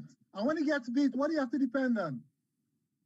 If you say you got to cover the whole field and zonal, when he gets beat, what happens? Tell me what happens when he gets beat, Sammy. But Patrick. No. What happens? There's a team. Okay, listen. You talk about individual. There's a team. Correct that. Team defense. Team, not individual. The 11 players. Remember 11 players, Patrick? 11. Sammy, let me tell you something. The ball is only at one place at a time. Okay? How many players are usually around the ball at any moment in the game? 2 or 3. That's it. 2 or 3. This game is a game of 1v1 battles. 1v1 battles or 2v1 or 2v2 battles. No, it's not. It's a team game. The whole of the field. That's why you have to cover the whole of the field, Sammy. No. That's why the ball is in one place. If the ball is on the left wing, what are you going to worry about? The right side? Tell them stay wide, and create space in front of your goal. Do you understand? Do you understand what speed of play? Sammy, I teach speed of play all the time, man. Can I come? Yeah, go ahead. I'm going on because I like this. I am trying to understand you as well. All right, I'm really trying to understand. So the yellow team has the ball, so they are attacking. All right. The blue team doesn't have the ball. All right. What principles will the blue team apply in order to regain possession of the ball? That's what I'm trying to understand from you, because you're saying exactly. I am saying what my team. This is what my team will do: fall back and delay until. He's laughing. Go ahead, no man. Go ahead. Wait, Patrick. Let him finish. Go ahead, Sam. Okay, Patrick. Look at where the half line is. Hey, right? Continue and finish the point. So I will fall back and delay until we have enough help from the other defenders, from the other members of the team. All right, hold on. That's me. So hold on. So let's get a scenario now. Scenario. This player here on the side here, you could see the arrow. You see it here? Right. Do you want this player to drop off? You want this in this scenario. If the yellow player picks it up, you want them to drop off. That's what you're saying. Or do you want him to apply pressure on the ball? So let's. I mean, right there, there's no danger right there, right now. You know, the defender. So what do you want to happen? What would you, in your mind? I mean, is a good defensive position, but is that realistic? In the sense that, okay, if the yellow player gets the ball, right, and he passes it back to the supporting player there, right? This one. Yes. Mm-hmm. There are other movements that these guys could make, you know, over the top there, because there's so much space over the top there. So you're saying, just let me try to understand. These players need to be a little deeper to prevent the ball over the top. That's what you're trying to bring across. That's what the danger is. Yeah, can I ask a question? Hold on. Let me just try and confirm something, and then you'll ask the question. So here's the thing. All right. So this player, you're saying this player could apply pressure. When these players drop off, this is what Patrick is talking about when he says this player is covering him just in case he gets beaten. If he plays it back this way, these players are creating balance for if the ball goes long over this side. Yes, you could ask the question also. Go ahead. Yeah, I was just wondering because after all the discussion that we've had, I haven't actually heard any consideration for actual team physics in terms of the size of individual players in certain positions. And we take for granted that you may want taller players to play at your center-back positions, etc. Your 2 and your 3, which are your wing-backs, you might have shorter, faster players or whatever the case may be. But suppose the case may be that I have my taller players playing at center midfield, at CDM. What then? What don't I do the natural Tactically, you won't play the ball there, as in the opposition. You won't play it. That's what you're saying? Yeah, but defensively and attackingly, I would put those players in those positions to do the job. So on the defensive side, I'm really focusing on. Yeah. If I'm dropping a team back, I'm dropping my CDMs, which are the taller players, which will probably call the wall of your team back a lot deeper, maybe changing the shape of your team altogether just for defending the long balls. Yeah, so it's like the point that we just made in this what's on the screen here, which is what you're saying. You put your defensive midfielders in this case, who are the taller ones, to win the force ball, and then your 4 defenders are a little deeper for any flick-ons or anything that happens. That's the context, right? So it's similar to that. Yeah. Okay. Yeah, but could I just say something? Go ahead. You know, in this case, we're not talking about, you know, we're talking about conceptually. We're talking about defensive shape, how you defend, regardless of the size of the players. I think it applies. I think it applies as well based on what he's saying in terms of what we were discussing a while ago in terms of who does it. So if it's the central midfielders doing it, then it applies to what you're saying, which is the defense creates the cover and the balance. So the back 4 is actually who creates the cover and the balance. On the other hand, if the ball goes directly to the defensive line, then the individual players in the defensive line have to create the pressure, the cover, and the balance. Yes, KS, go ahead and ask your question. Go ahead, KS. No, there's a question. This scenario is a goal kick or something? Yeah. Oh, okay. Yeah. So from where we are here, Theon, from where we are there, that's a perfect situation for the blue team. You have to have always pressure on the ball. You can't back off and try to fight the battle on your 18-yard line. Where the ball is. That doesn't make sense. Why not? Sammy, why not? Why can't you? Why can't you defend higher? It gives you more room to recover, Sammy. Because it gives you more room to recover. Patrick, is a team game, Patrick. It's 11v11. Here's how the team. So here's what happens. You see the ball here? Okay, if he plays it back to his yellow team, when the yellow team goes along, then the rest of the team come in because These guys here out of the play. So your center back who came over the cover, from the time the ball is played back, he knows it's going to be a long ball. You see the body language of the guy who's going to send it long. All three of these guys, the two blue guys behind and the one in the middle, they just drop. They drop while the ball is in the air. Patrick, all right, KS has his hand up. Let's allow KS because you guys have been in front of your 18-yard box. We're gonna take KS. We're gonna take KS and then we're gonna take Telfa. So go ahead, KS, and then we'll take Mohan after. Yeah, I mean, I think essentially what we debating here between Patrick and Sammy is basically down to coaching style and playing style, you know.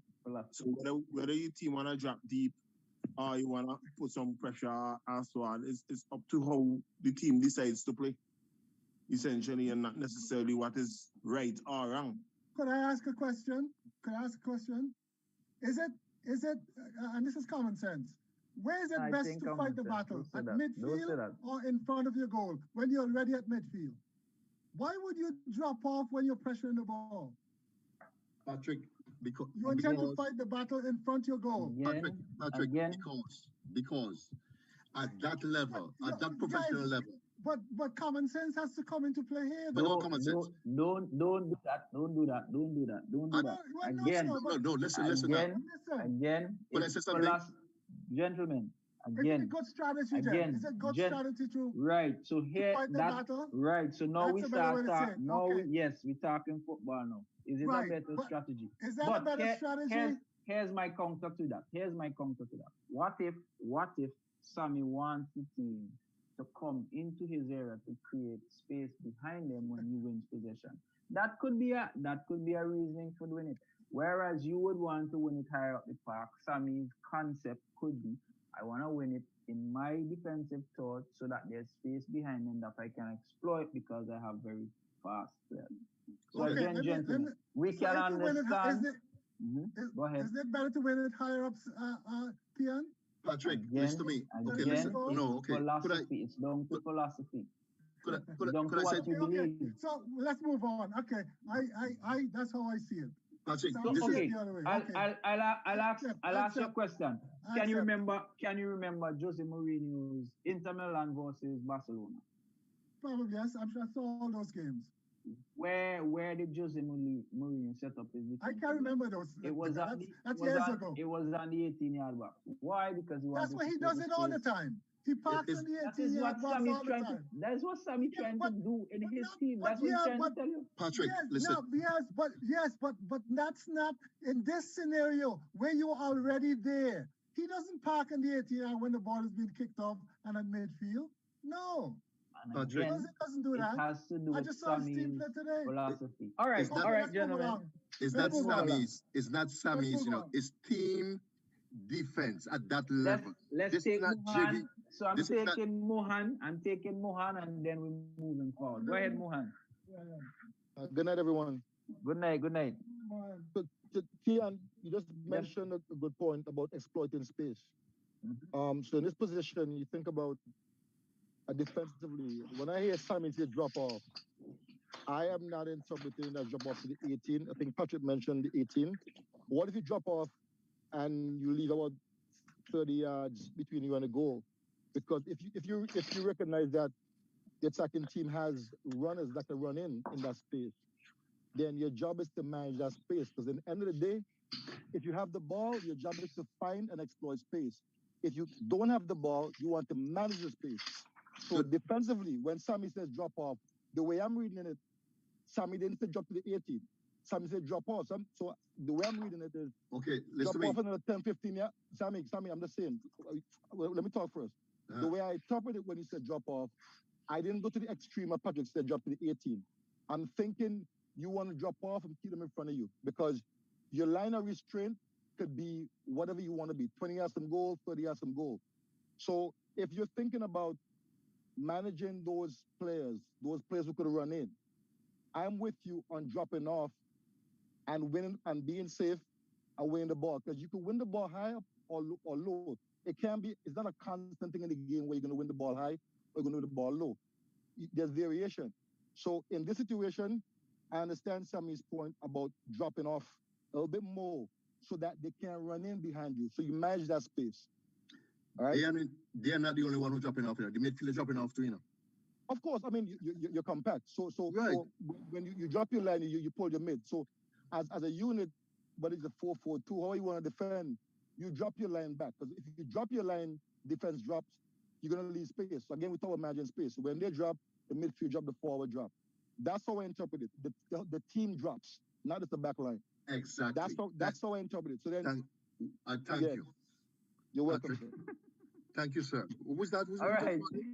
Again, very good discussion. But again, if we listen to each other, and I know Mohan gonna agree with me on this, the two of them saying basically the same thing. But then again, let's go again. No, we're not saying the same thing. Stop saying that. Midfielders. We are not saying the same thing. Just get that right. We ain't saying the same thing.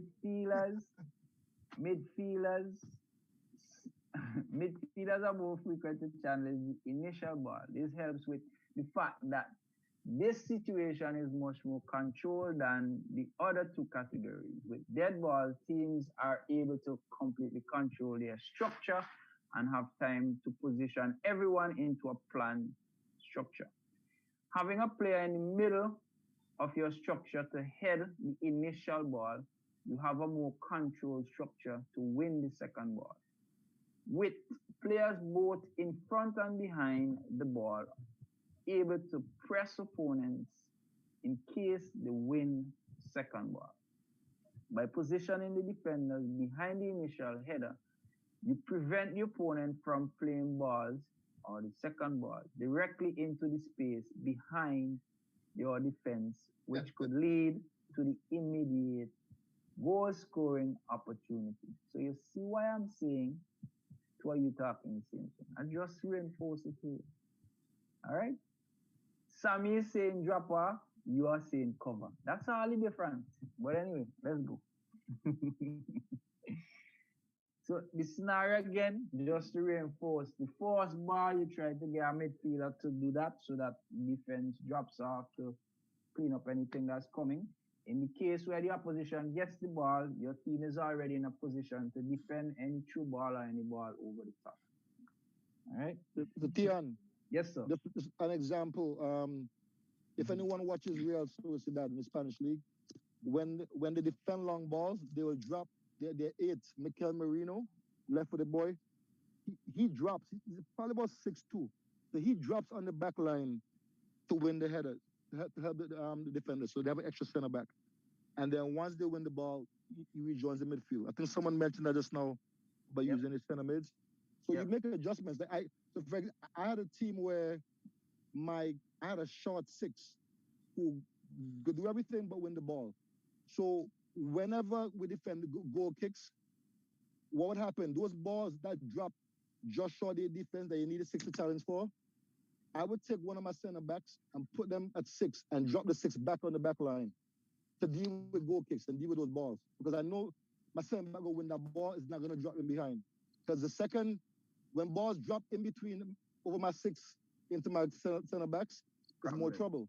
So it was easy for me to take a center back and win that ball and make your life much easier.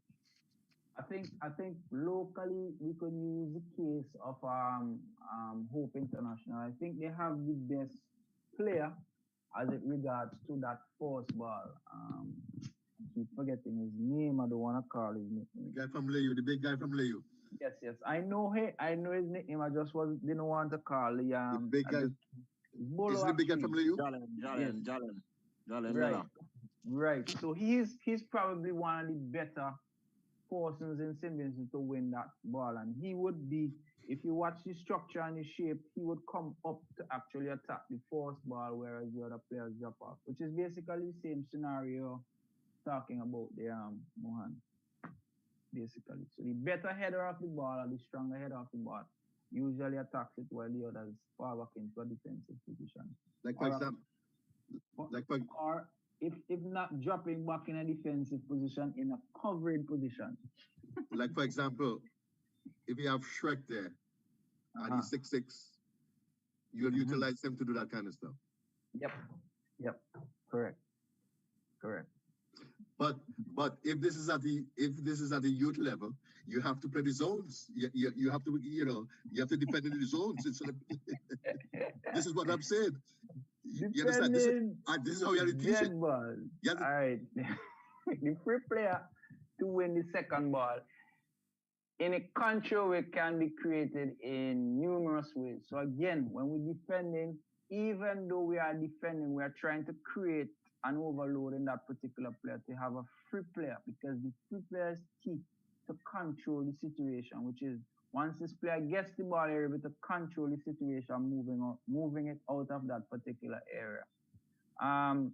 First of all, the free player can be created by the two structures used by both teams. For example, if the defending team is using a 4-2-3-1 to defend the long ball, and the attacking team is using a 4-4-2/4-4-1-1.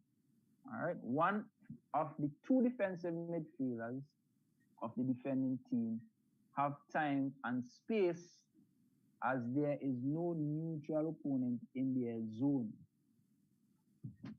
When these players are able to pick up the second ball, they're usually able to control that particular situation. So in that situation, even if you're playing a 4-3-3, it would be advisable that you bring an extra player in that particular space to have is either to match up or to have the extra player, so that when the player picks up the ball, or one of the players, they have space to control the second phase of the play and get the ball out of that particular area. Any comments here, gentlemen? An agreement, disagreement, what you think in that particular situation? All right, seems like we're good now. All right, so here on the screen, so this is the question now, and I already know what Patrick is gonna say. So the blue team is kicking up, red team coming down. The shape that they have taken up here based on the goal kick and what we have said before, is this a good way to set up, and what are the possibilities of them not being able to control the second ball? What are the possibilities of the red team not being able to control the second ball if the ball is being played straight up to the number 9? So if the ball is going to the number 9, what is expected? What we're supposed to do? For me, the blue team in this scenario has the greater advantage. Firstly, because the team is very high. Once the goalkeeper is able to take a long kick, obviously the blue team is in behind. Next, it's going down the middle, so the striker is able to flick it on in any which way. Based on how the blue team is set up, he can bring it back to his players, or he could flick it on to the onrushing players. So this is not a good scenario in terms of defending the long ball. You need to create more balance in terms of player per player, and creating the numerical advantage in your favor, so that again the second phase or the second ball, you're able to control it and move out of that particular area. The second way this free player is often created is by pure randomness of the situation. In long ball situation, a lot of what happens is random. So even though you're planning on whatever, the second ball, most time it is random because you don't know how it's going to come off or where it's going to go. But the best is to be compact and have a numerical advantage in that situation. The player can head the ball into the wrong direction or doesn't get a clean contact. The player tries to press the initial header, but he is just too late. So anything can happen in that situation. So again, it's always important to remain compact and try to limit the space behind you. All of this can cause the ball to end up at a free player between the lines where you're able to control the ball again. So while you're trying to create the numerical advantage, it is not guaranteed that it can happen. All right? So it may happen out of randomness. It just happened to drop at that 14 feet. Your plan as a coach is, how do you control the play from there? Do you move the ball? How do you move the ball out of that particular position to control what is taking place?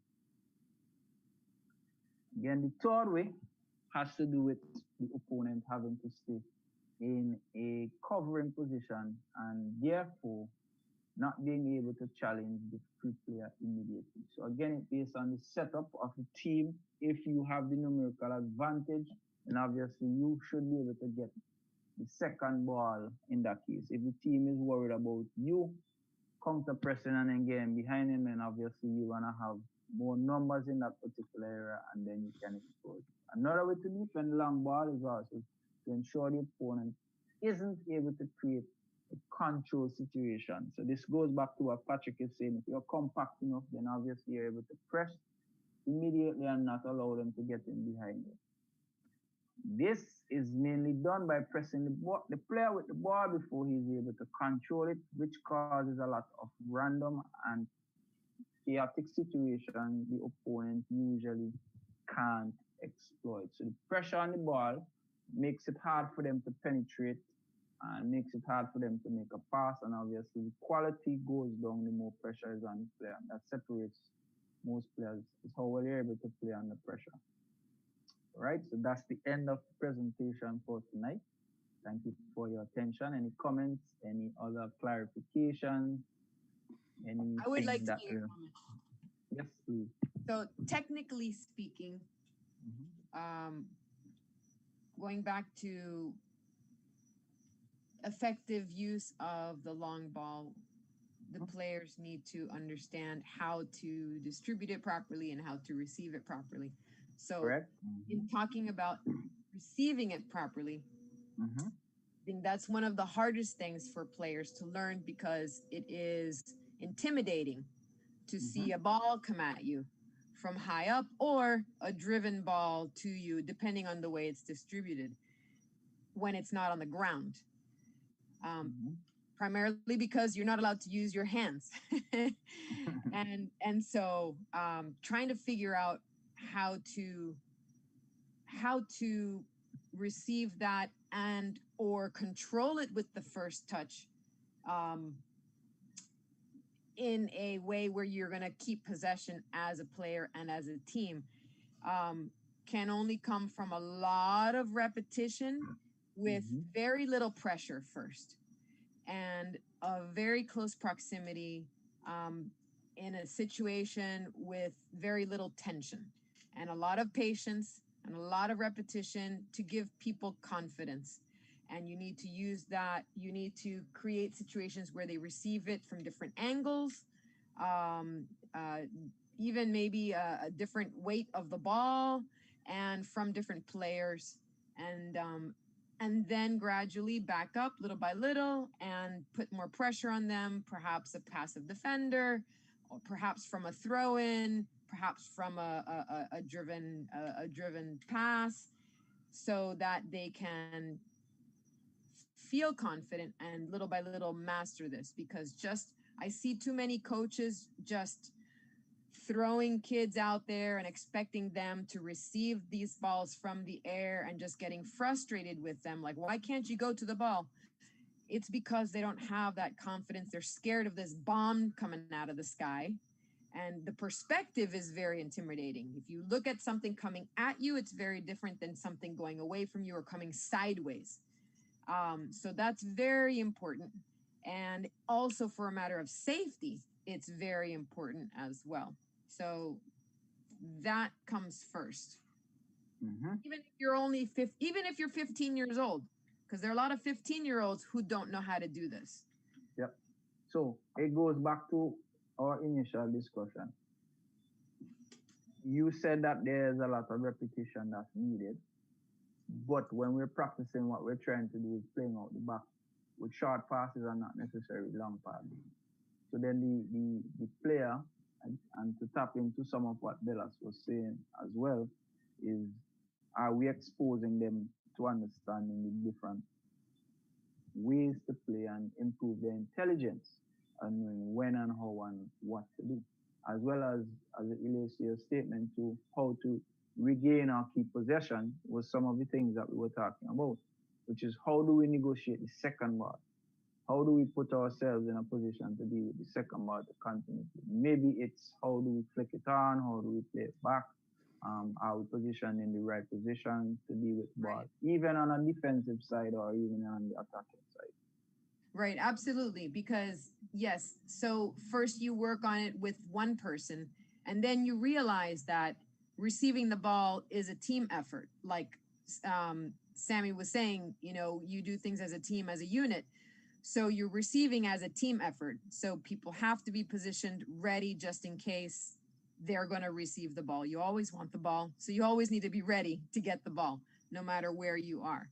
Absolutely. I agree. Absolutely. And you have to figure out the balance of how to practice, what to practice, and what to practice, for how long, for how many practices, how many sessions are you going to do that? What's more important at that age? Yep. What skill sets do your players already have under their belt? Those things apply as well. Yeah, and it could even be how to you integrate your session. So if you're using two teams, obviously one could have a particular instruction on the other. So for example, one could be instructed to do short passes, the other long passing. So you kind of integrate both, or you could even look at it in terms of situational. So if they're in a particular thought or a particular space, then they are expected to play the ball a specific way. So it could encourage them to play the ball a specific way and learn how to deal with that particular ball. So here's something to think about, Vicky. So you are accustomed practicing playing short passes and playing off the back. And then you come up against my team who decides to play it long all the time. How would your team cope with that particular situation? So it's not that you want your players to play that way, but they have to have the knowledge of how to cope with it and dealing with that particular situation. Absolutely, I definitely agree. Everybody has to be ready for anything at any time. You can still have your own style of play. You just still need to be ready. Correct. All right. Any questions? Any other comments? Mr. Alexander came in and just disappeared. Usually he's very hot and heated. I don't know what happened to him tonight. He's off, I guess. All right. Thanks again, everyone. I'm here, Theon. I'm here. Guys, I just think, yeah. Listening to Patrick, and I'm here. I'm listening to myself.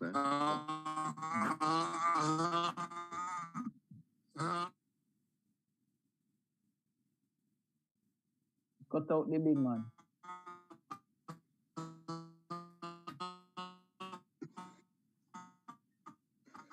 I was just listening. Listening. Okay, cool. Sammy was making a comment. Let's see what he was saying. This is what I'm saying, right? Mm-hmm. You hear me? Yeah. Mm-hmm. It all depends on at the level that you're playing, right? Mm-hmm. If I think some of these long balls, practice of these long balls, should really be coached in the academy players, mm-hmm. which is from 13 goes up. Mm-hmm. These are the things that they have to do in the academy, because there's a certain amount of skill that you have to have at that level. Mm-hmm. When we're talking about the next level now, because of the speed of play, mm-hmm. this is why it's so important, especially defensively. You have to do things as a team and not individual or one against two or two, because these guys are so skilled. You get destroyed if it's not team oriented. So when you teach this thing, you have to teach the defense along of these 4 lines, Patrick. These 4 lines, not this basic cover and defending that they teach us in the D class. You understand? This is not the D class, Patrick. This is at the higher level. You need to defend in the lines, and there's sort of responsibility that you have as a center, as the 2 center backs and the outside back. There's different responsibility, and they have to fulfill this responsibility. And you can't miss at any time, because if you miss, it's going to be goals. You cannot do that, and you have to understand that. But playing high up and cover. These guys are too starting, and those guys too quick. They're too quick. They're too skilled. Can I comment? Yes, hold on. Yes, we are free to comment, but again, be mindful of how you address people. Respect their opinions. All right, go ahead, Patrick. Go ahead, Patrick. Let Alexander go. Go ahead, Alexander. Go ahead. Okay. Speaking from experience, I don't like my goal kick to be long.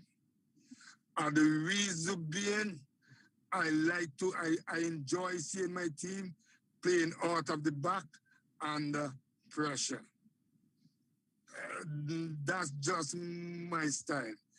And I like what I think is the other guy said, when the ball is in the air, and the midfielders drop back. The midfielders drop back and the defensive line drop a little bit farther back. That's how I play. That's how I teach my kids to play. Once they're able to head the ball, I even bring the ball down and we play again. I don't, to be honest, I don't get what is the fussing about, because every coach has their style. There isn't no wrong, there isn't no right. At the end of the day, we coach to win and we coach to develop.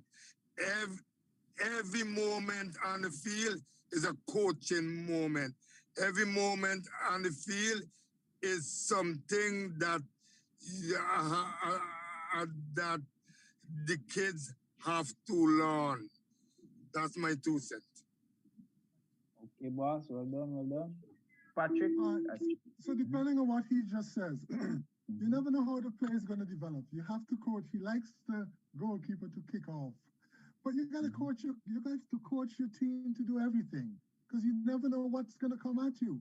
So you like to kick off, that's fine. But most of those kickoff balls are 50-50 balls. 90% of the time, it's a 50-50 ball, and it may go to the opponent. If you teach them the possession. Check one correction. I said I like my team to play out from the back. I hate kicking off. Right. That's good. Could I? Hold on. Patrick Ton. Then you gonna come. But there are times when you have to go long. When you come out of a corner kick and the whole team is inside your half, are you going to play out to the back there, or are you going to send it long for a fast break? So you have to teach everything. Again. This is gonna create. This is why I try to get you guys to look at a specific scenario, because once you're looking at a specific scenario, then we can go all over the place. So we're looking at the topic is the long ball, how we defend it, how do we use when it you for use attack. it too, And when we use it. So basically, and we are looking at in this case, in this first session, we're looking at the dead ball. So the ball is dead. It's a goal kick, or it's a offside or a foul deep in your own team defensive third. So how do we respond to that particular ball? That's what the discussion was about. Right, but so my point is, Theon, all situations are going to be created. So you have to know when to use it, how to defend it, and go from there. One of the things that I want to mention about long balls, not necessarily kicking off, even throwing. I see too many times players, and even in the throw-ins, they put too much flight, too much air on the ball. And as Vicky was talking about controlling, it's easier to control the ball if it comes flat towards you, as opposed to have it hanging in the air and has to come straight down. The other thing is, the longer the ball stays in the air, the more time it gives for someone to come and defend it. So if you don't have to flight the ball so much, corner kicks is a good example. Guys send the ball way up in the air and they come in straight down. It's harder to head. Defenders have more time to adjust. So send the ball in a little bit flat, chest height. It's easier to head that way and it's more direct. The other last comment I want to make is somehow we feel because because we play at a professional level, some principles don't matter. You don't press high. Liverpool press high. Barcelona press high. All these teams press high. The principle of pressuring the ball and having cover. Those things don't change because you're on the professional level. It doesn't change. That's why they're called principles. And not only that, you have to play the moment. Football is a game of moments. There's no time when the ball is your whole team is going to be around the ball. No more than 2 or 3 players are around the ball at any given time, except when it's a corner kick and whatnot. So when you say you can't defend 2v1 or 1v2 in a game, don't say, but it's not a matter of style. That's a matter of common sense in the game. That's what's going to happen. Messi comes down the line. You know he's going to cut in. So one person has to challenge him. What does the next person do? Cover the side he's going to go. That's a 1v2 right there. I don't You don't need your whole team to do that. I don't think that's a good example. No, it is a good example. No. I'll tell you why. Listen. Listen. I'm just picks up the ball. No, I'm just playing in the context of who Messi is. But I agree with you in the context of the philosophy. I agree that the principles will apply. I agree with you. Always apply, no matter how high you go. Okay. Also, the game is 1v1 battles. 90% of the time, as it moves around, it's a 1v1 battle. No, it's not. All right. But anyway, let me just finish something. I think this whole thing about it's on a higher level and it's the speed of play, that it doesn't mean that those principles don't apply. You still have to always, especially at that level, you still have to always pressure the ball and you have to always at times make sure you got cover. If you don't have cover, let me finish, Sammy. If you don't have cover, that's when the defender has to delay, force the ball away from your goal until cover comes. But Patrick, it's done in a team, in a team. Sammy, I know that.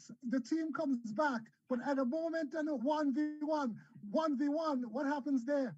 You have to defend and you play being able to defend 1v1 at a time, or having 2v1, having 1v2, man pressure and man covering. We know about team. It's all team. But the game is not about moments of 1v1 and 2v2s. That's all it is. 11 players are not around the ball at the same time. Yes, it is. 6 players are not around the ball at the same time. The more players around the ball is more successful, especially defensively. Yes, but that's my point. You always gotta have pressure. You say back off. You always gotta have pressure, and you pressure as high as you could. The more players you have behind the ball, is more successful. But we know that. How do you give players time to get behind the ball? How do you give players time to get behind the ball? You delay and you push it to the side. Yeah. So you could think. So this thing about on a higher level has nothing to do with it. So it's 9:28. What am I going to do now, Tian? You want to watch TV? Yeah, you plan to keep me up till 12 o'clock again, but that ain't gonna happen. It's once a week. It's once a week we get to talk like this. Tian, I want to ask you something. Tian, can I ask you this? Somebody's trying again. And Mohan, yes, Mohan, go ahead. Patrick. Yes. So Patrick talked about the high pressure. So in transition, so people always reference Barcelona and Liverpool, right? But if you look at any city, if you commit numbers forward in the attack and you lose the ball, then in transition, it makes sense to go get that ball back. Whether you call it counter pressing or whatever, it makes sense. Johan Cruyff called it defend forward. So Cruyff always think outside the box. So his thing was, if you lose the ball in midfield or the front line, say, you see Busquets, for example, Busquets. You know when Busquets, look at Barcelona lose the ball. Go back and look for the last 5-10 years. When Barcelona lose the ball, you see Busquets always goes towards the ball. The idea what they do is to close that space. We talk about managing space. So they close the space. Because if you back up, you allow space to attack. So their philosophy is, it's two things. The press is a consequence of your team having so many players up the field. So you can't run back 60 yards because you're already here. So defend right here.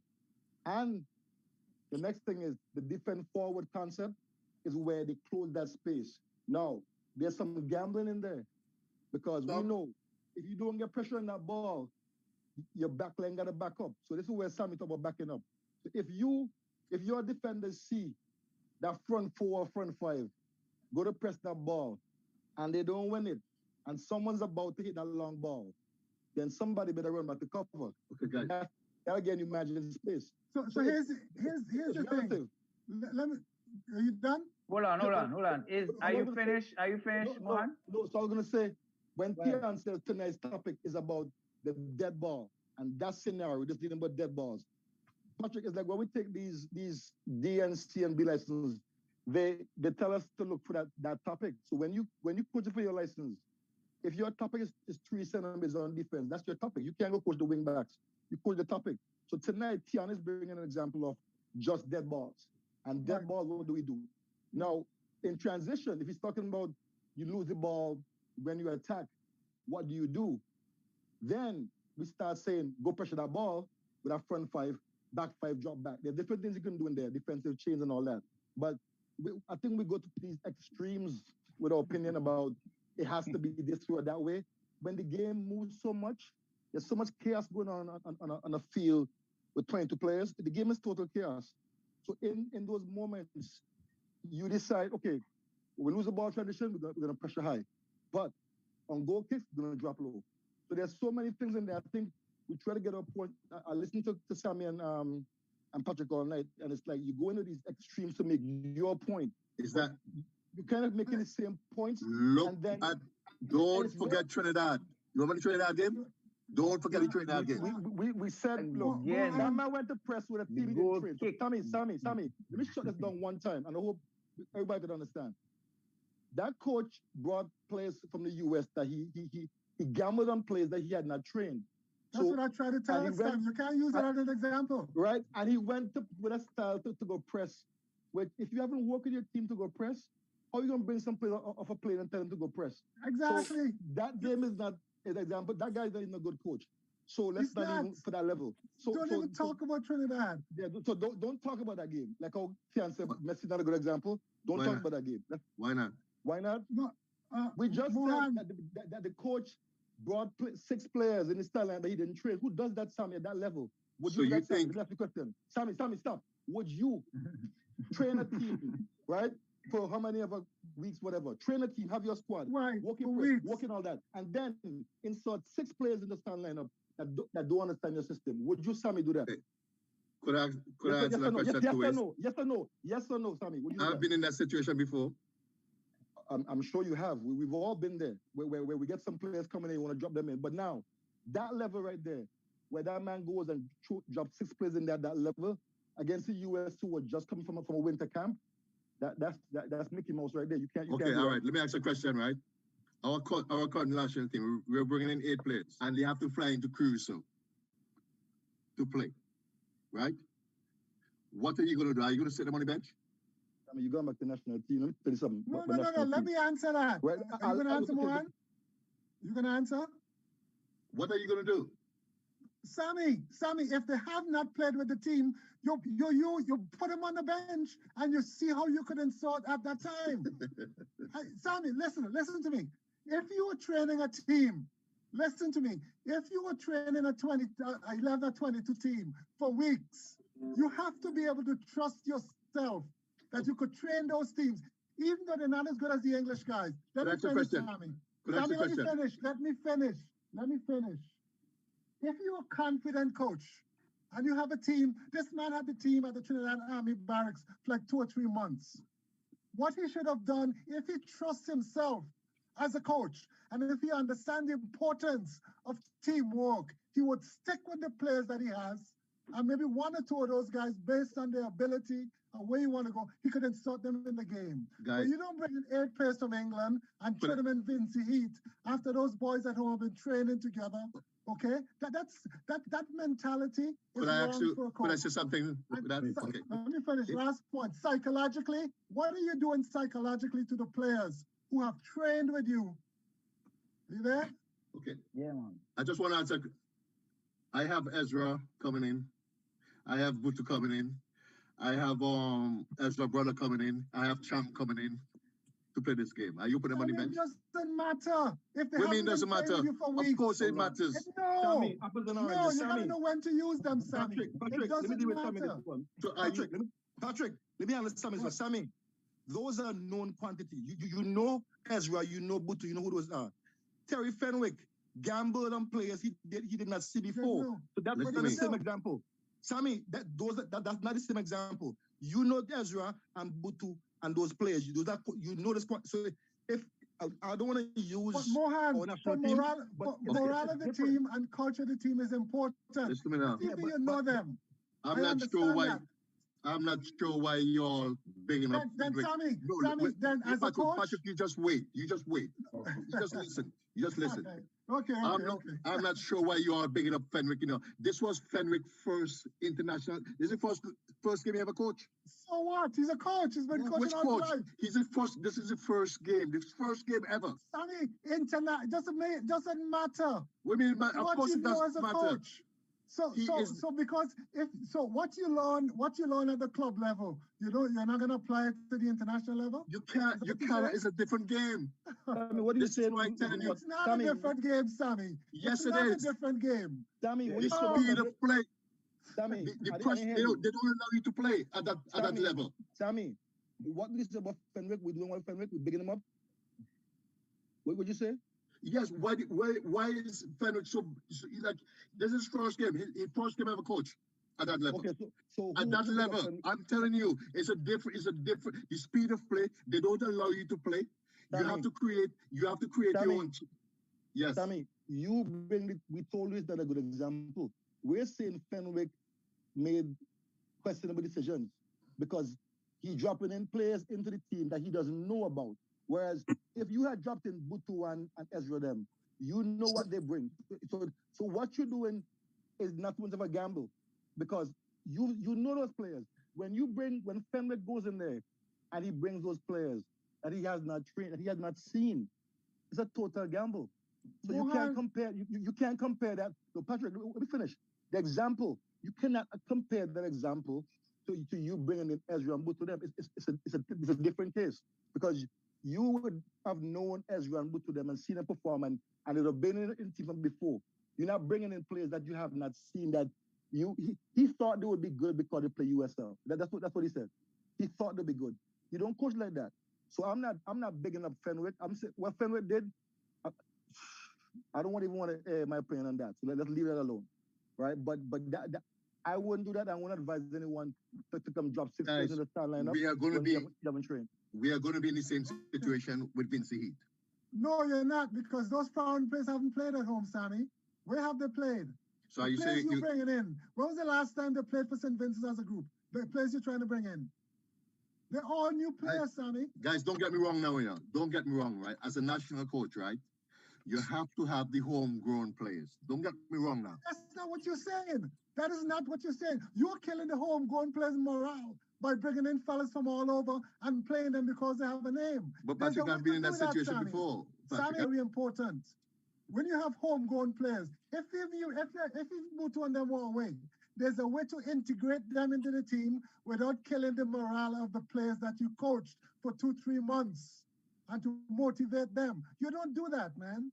You don't do that. That's not how you create the right culture in a team.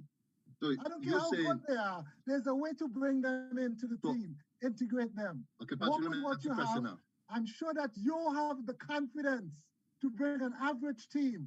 And not only that, you should know your opponent. Fenwick should have known. Who doesn't know the US? Tell me. Who doesn't know how they play?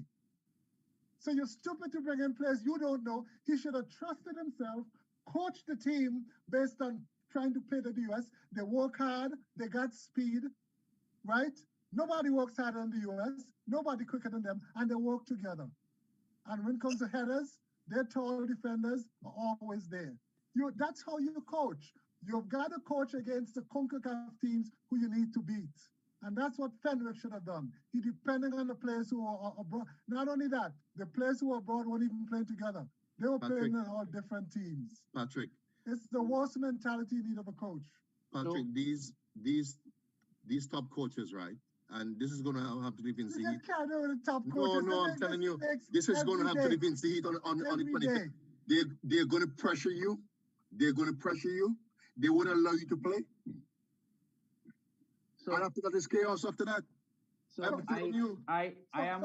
So you think you're better? I don't want to say one thing. So you think you're better off with the new players who never played before, as opposed to training your players? No, because you know the US to play against that.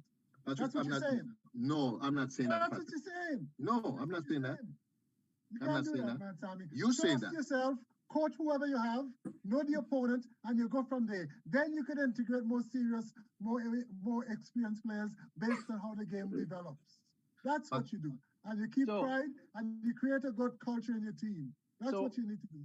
So we are at a point now again where we have to agree to disagree. Sammy, you would integrate your players. Patrick, Sammy, you would play your players, your foreign-based players, and Patrick, you would integrate yours.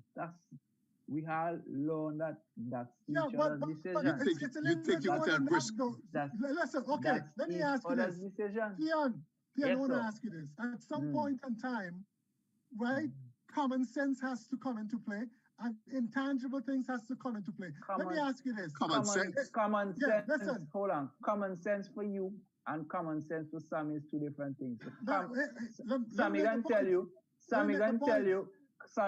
you it's not common sense to not play best players. And then you can tell Sammy, hold on, you can tell Sammy it's common sense to play the players who you have been training and trust yourself. Let me ask you this. Who's the best team? I've been training them for 2 months, and I've got some star players coming in. For me, who's my best team? Yeah, again, that's for you. So what you're saying is, for you to say common sense doesn't matter is wrong. There's something that you have to really... I'm not saying common sense is wrong. I am saying common sense for each of you is different. Could I ask you something personal? What would you do? Just answer that question. Me? What would you do? I'll listen to you and hear again. No, listen to me. Jamaica. Answer the question. I want to know, you as a coach, what's the scenario? What's the scenario? Which one? Players you coach in there. It's two scenarios, isn't it? It's two scenarios. Yeah, you have players you coach in there, but you got some top players that are coming in. Okay, so let's say you know some of them.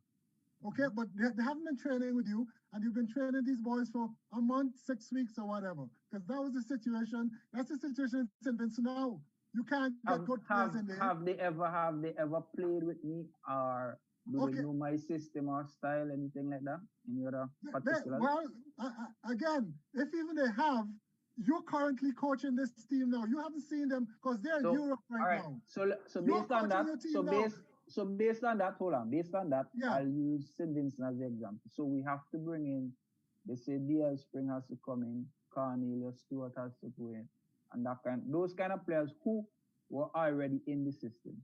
Okay. All right. So for me, what you're telling me is you're not gonna play Carney. You're not gonna play Carney. No. I didn't say that. You have to integrate it. But this is the one in St. Vincent's case. Carney would be an exception. Only in St. Vincent's case. Okay. So DL Spring. I don't know him. I really don't know. That was the defensive midfielder for the past probably 2 years. Okay, fine. So what are you gonna do? So what about the other players now? So that's what I'm telling you. When you talk common sense, you have to first evaluate the particular. Where does common sense come in football? Which common sense? Hold on, man. I've seen the Spring fella. I must have seen him play because I saw the team. He is the defensive midfielder. Okay, fine. And Carney, I know Carney. You can't play without Carney. Akeem Williams is in Antigua. He has been on the team for the longest while, but he's in Antigua. He's coming in. These are players. Why I ask and I'm stating this is because these are players who already understand the system and have been playing already. Versus a new player who's coming in from, let's say, England, for me, he has to come off the bench, and I would integrate him gradually. So that's how I would do it. So it's all based on the scenario that you're giving. Yes, and Mr. the players too, Alexander. because I can't see a player without calling. Guys. Okay. Yes. Here's the deal. In the fall, right? We only have hot and raining Simmons, man. But go ahead. Okay. In the fall, I had a scrimmage against Barcelona Pro. So I beat them a year ago in the State Cup. Quarterfinals. So I have some new players that I've been practicing with. Then for that game, my old players came back, and I put all my old players to start. We get our ass kicked 3-0 because and then during the game I put the players who I have been practicing with, and you can see the game totally change. Okay? Because we got to realize that soccer is a game whereby every day is something new. Every day is something new. Every day is something new. Every day you learn something new. But you have to have a system of play. Yeah, but my system of play was with my new players. Okay.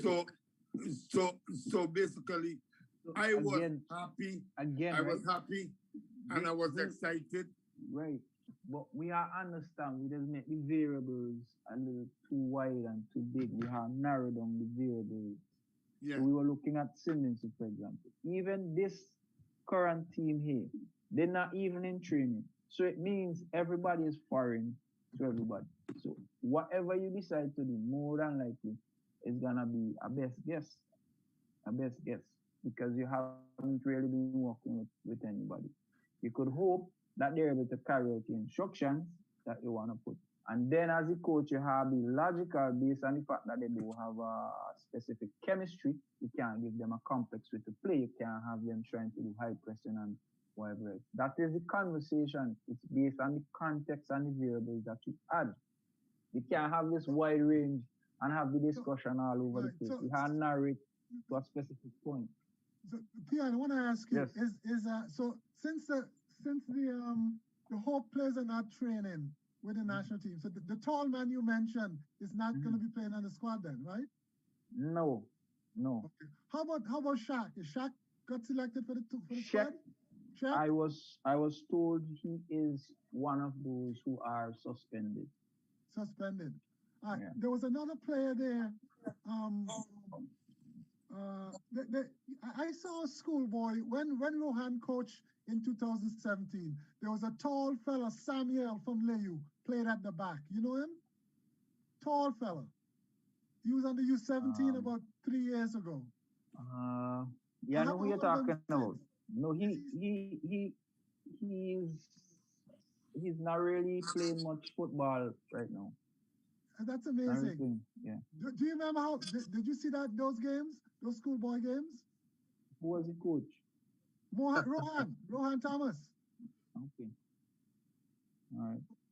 What? But I'm talking about that particular player. No, but that particular player, he's in the Leyu setup, but I don't think that he gets a lot of games.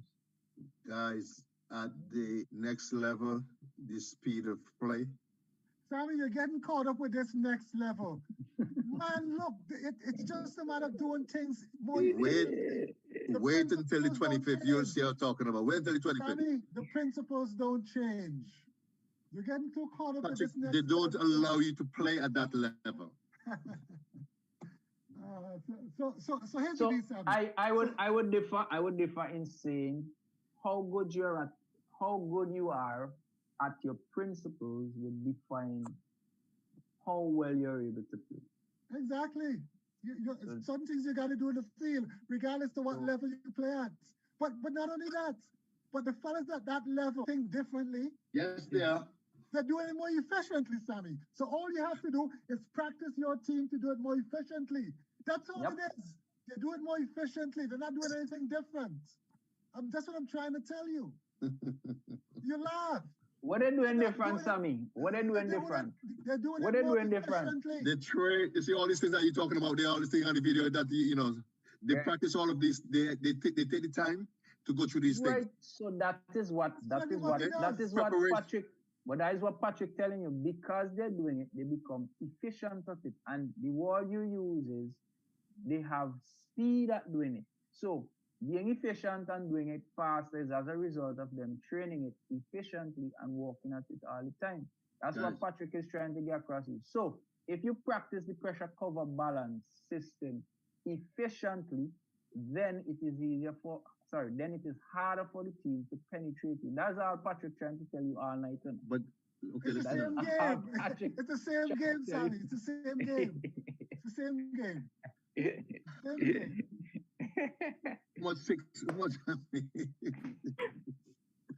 Man, you think it's easy, man? No, it ain't easy because our efficiency is not on their level. That's the point. Man, I just think the only difference, Sammy, is them fellas get up and they could train in the morning. They could train 3 times a day. But we can do that too. Right? We can do that too. Right, but that's what I'm saying. And we need to do that. They have all the support mechanisms to make them great. That's all. If you take those young Vincentian boys, right, when they were young, like Slick and all them fellas, Mazai, Spotty and all of them, and you throw them in some academy in friggin' Brazil or somewhere, them fellas be just as good. But how it's structured right now, you're saying our local players, you're asking our local players that we have now to play against these professionals. No, we got to match them up with the 8 guys. The 8 guys. Sammy, the players you have at home now eventually has to play World Cup ball. My point is the federations are not giving them the right opportunity to develop, to really match with these guys. Okay. And they could be doing. None of them guys have 3 legs. But this is why we have to go with the 8 guys who we have coming in. We have to utilize them, even though. Okay, listen to me. Sammy, that's only one aspect of the game. Okay, listen to me. Even though the first game, right? If the 8 guys who coming in, you give them the right direction of exactly what to do, they will do it because at that level, you have to carry out what the coach say. Sammy, you're the one talking about walking in a team. Somebody just messaged me who listening to us. They say maybe you should run for the presidency. For Patrick, right? No, Sammy. President? Yes. You getting confused with me and Patrick or what? No. Sammy. Okay. Sammy, I'm first and foremost a coach, my friend. Okay, this is what I'm saying. Okay, Patrick. I wanted to be president because I know it doesn't matter who coach. Principles and policy have to be in place to make St. Vincent better. That's why I wanted to be president. This is the problem that we're going to encounter on the 25th, right? When you're an amateur player in St. Vincent, right, they cannot carry out the direction of how you want them to play. Sammy, anything could be done if you give them time and you train them. My partner, you have 30 days. They can't. What you're saying is they can't, with adequate coaching, good coaching, they can't learn what everybody else is doing. So are you saying we have adequate coaching? That's part of it. That's a big part of it. I would not say that. I think so. I would not say that. I won't go forward to say why I said, but I'm telling you. The 8 players coming in, right? Yeah. Were they're already part of the national program? Some of them. Play for Mockery? Some of them, yeah. Yeah. How many of them? All of them. So now, So you see the difference between, you can't compare that to Fenwick. The Fenwick ball player he didn't see. So if Mercury brings in those players and integrates them, I'm not going to criticize Mercury for bringing those players. But that was the problem, you know. You're getting tricked with Fenwick, you know. That was the problem. No. Forget about Fenwick, Sammy. Stop talking about Fenwick. Fenwick is not Trinidad. Fenwick is problem. For example. Fenwick think that he's coaching in the Trinidad League. This is not the Trinidad League. You look like you're going to press anybody or anything like that. Sammy, once again, Sammy, you see the point.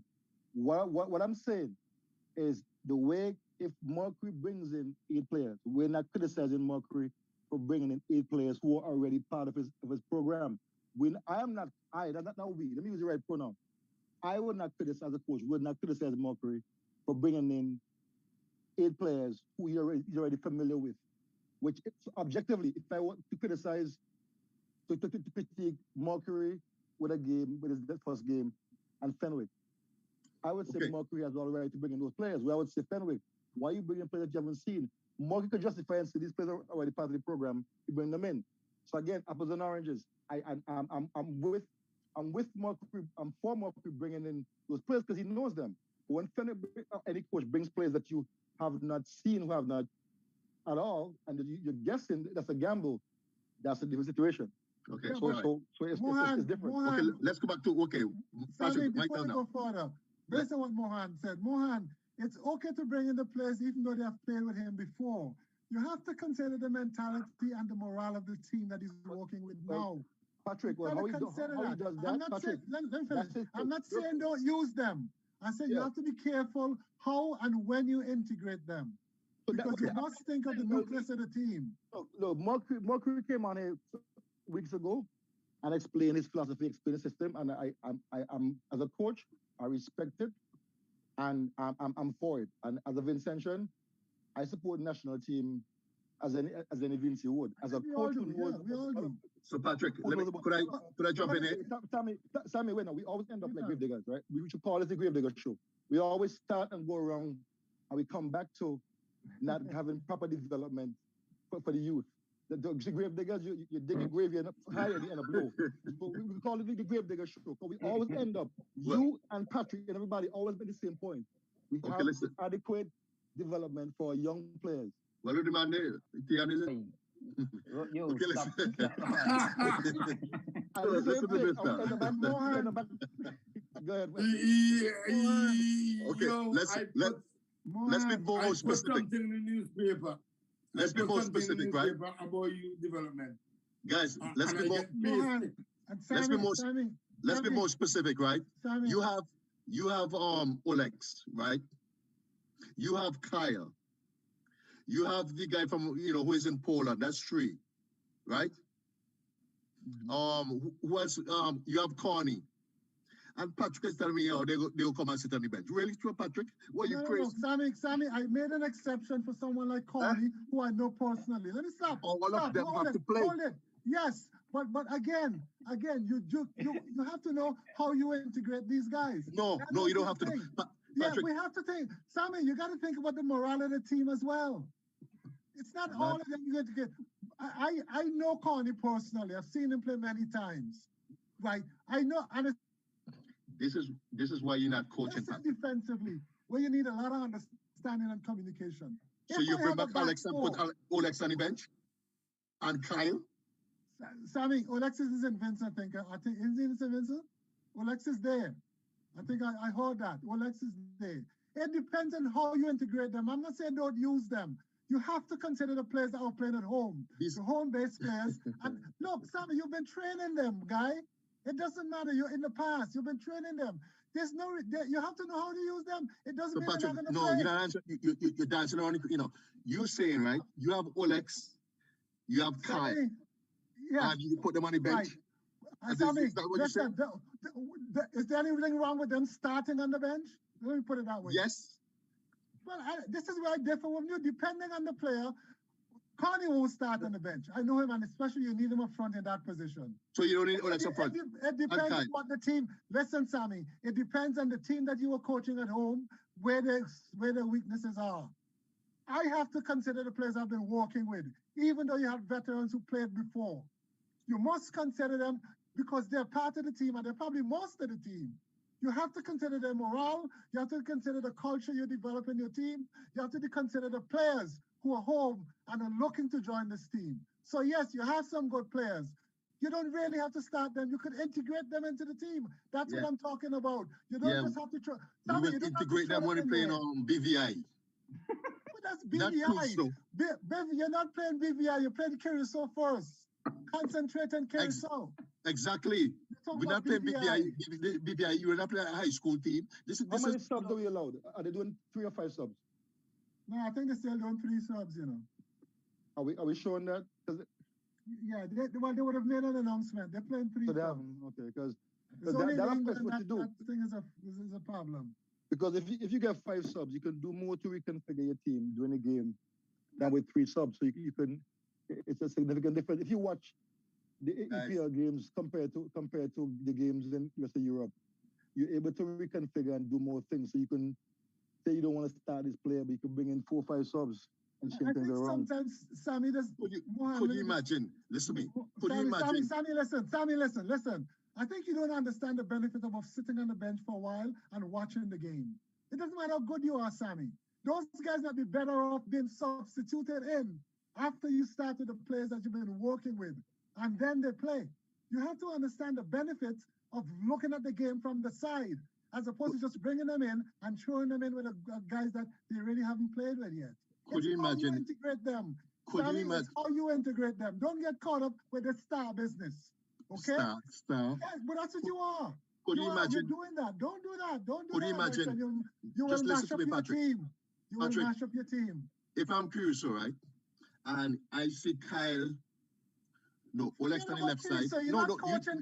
Listen. Think about your mentality of your players, Sammy. Just listen. I don't care what Curacao does. Patrick, give him a chance. You had your chance. Give him a chance. If I have Olex on the left side, I have Corny in the middle, and I have Kyle on the right side. That's trouble. Sammy, you eventually will. That's what I'm trying to tell you. You will eventually will. And don't talk about Curacao. Think about your players and your players' mentality first. Don't coach based on Curacao yet. Think about the mentality of your players first. That's how you do it, Sammy. This is how you do it. Patrick, at that level, you have to have the skill. Sammy, forget the level, guy. Think about your team and what your team can do. You are just training them for that level. That's where you start. You're going to mash up your team. You create the wrong culture, the wrong feeling in the team. What's wrong with starting what you got? And Patrick, the players. All right, so that's okay. Well, that's okay. I understand where you're coming from. Okay, Patrick. Patrick, okay, listen to me now, Patrick. No more discussion. Patrick, I was in this scenario before, Patrick. Yeah. When I have the homegrown players and the professionals, the thing with the professionals when they come in, these guys are pros. These guys can play. Okay, Sam. You understand what I'm saying? They ain't afraid of nobody. Okay. You understand? And you need the skill at those positions. You need the skill at those positions. These guys can bring that skill. Right. So the local players. So when the players you brought in, you could win the game with them alone. Yeah. Okay. All right, Sammy. Okay, I done. You have a better chance. You have a better chance. Okay. They don't need any support. You can win the game with them alone. That's what we did for Sammy. The local players don't mind, the local players. Sammy, I'm a man manager. I manage players well. That's one of the big things I do. Really? I know the team I've been working with.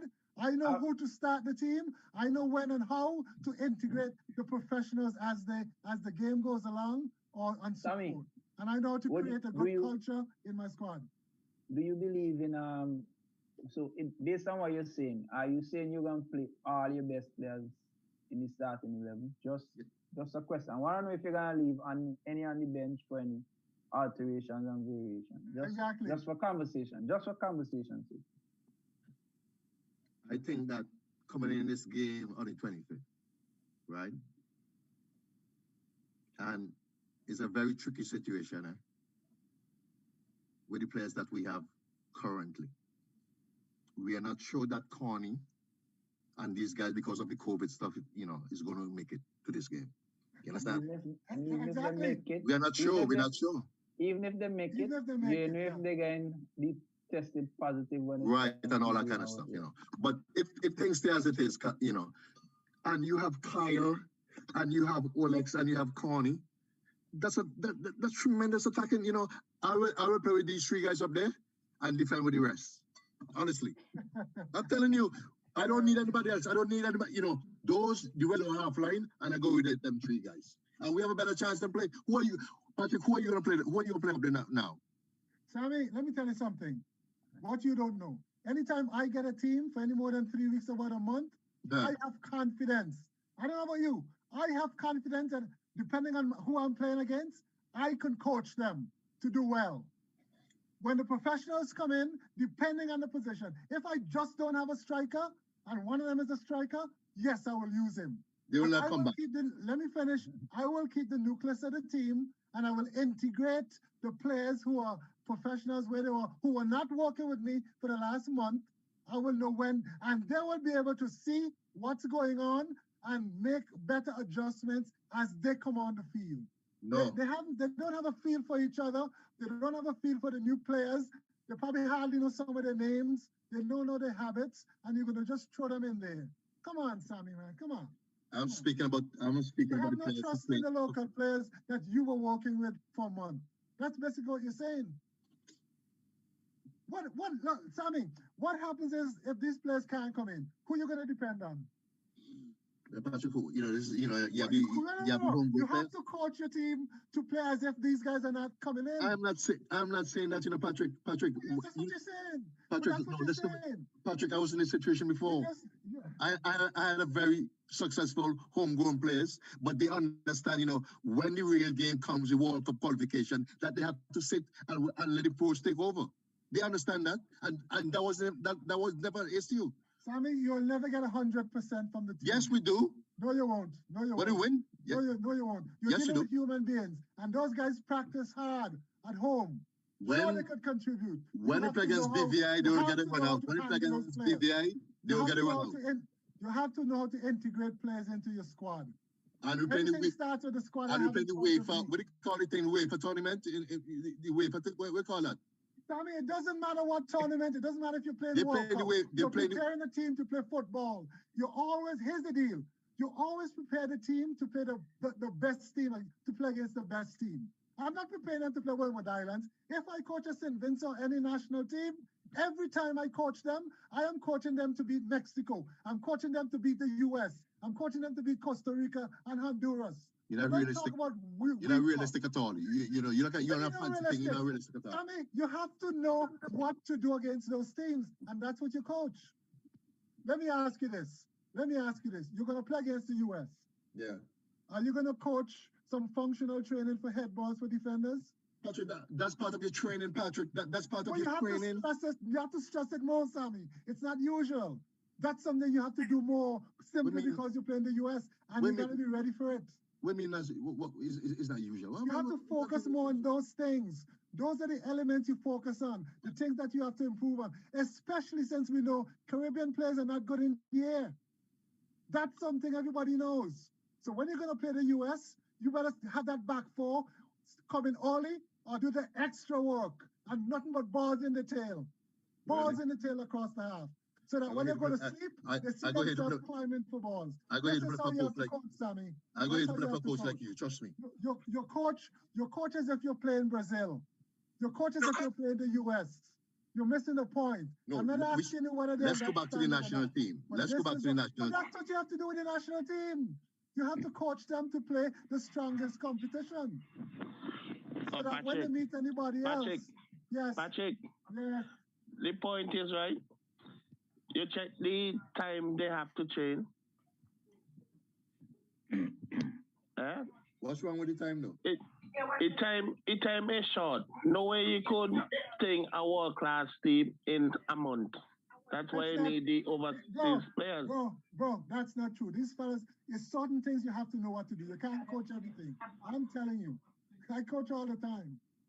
A month. Yeah, but if they get the right support, they get the camp, and they could get. I walk into Victoria Park, and I have to sit around for 2 hours before they start training. That kind of scenario is not what we're talking about. I'm talking about where I could get them to train. Okay, they would be in Patrick, camp. They could do a lot. They can do a Patrick. lot. You could teach a lot in a month, man. You can Patrick, teach one a lot. question. Yeah. One question. Yeah. You are the coach for Brazil national team. Yeah. Will you just take the man who in Brazil home playing, coach them, and then call back none the foreign players?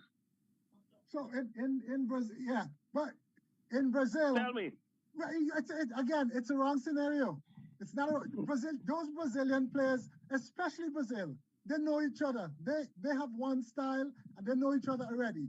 You can't compare that to a scenario. Patrick, Jamaica. How about Jamaica? Jamaica have to do the same thing. No, it's not the same thing. It's not the same thing. Few Jamaica start all the foreign players playing at home. It's not the same thing. Jamaica start all the foreign players. Look, Brazilian players know these guys know each other like Kyler play. It's the way they do it. So that's not a good scenario to choose from. Patrick, It's not a good example. Patrick, I think, okay. Example.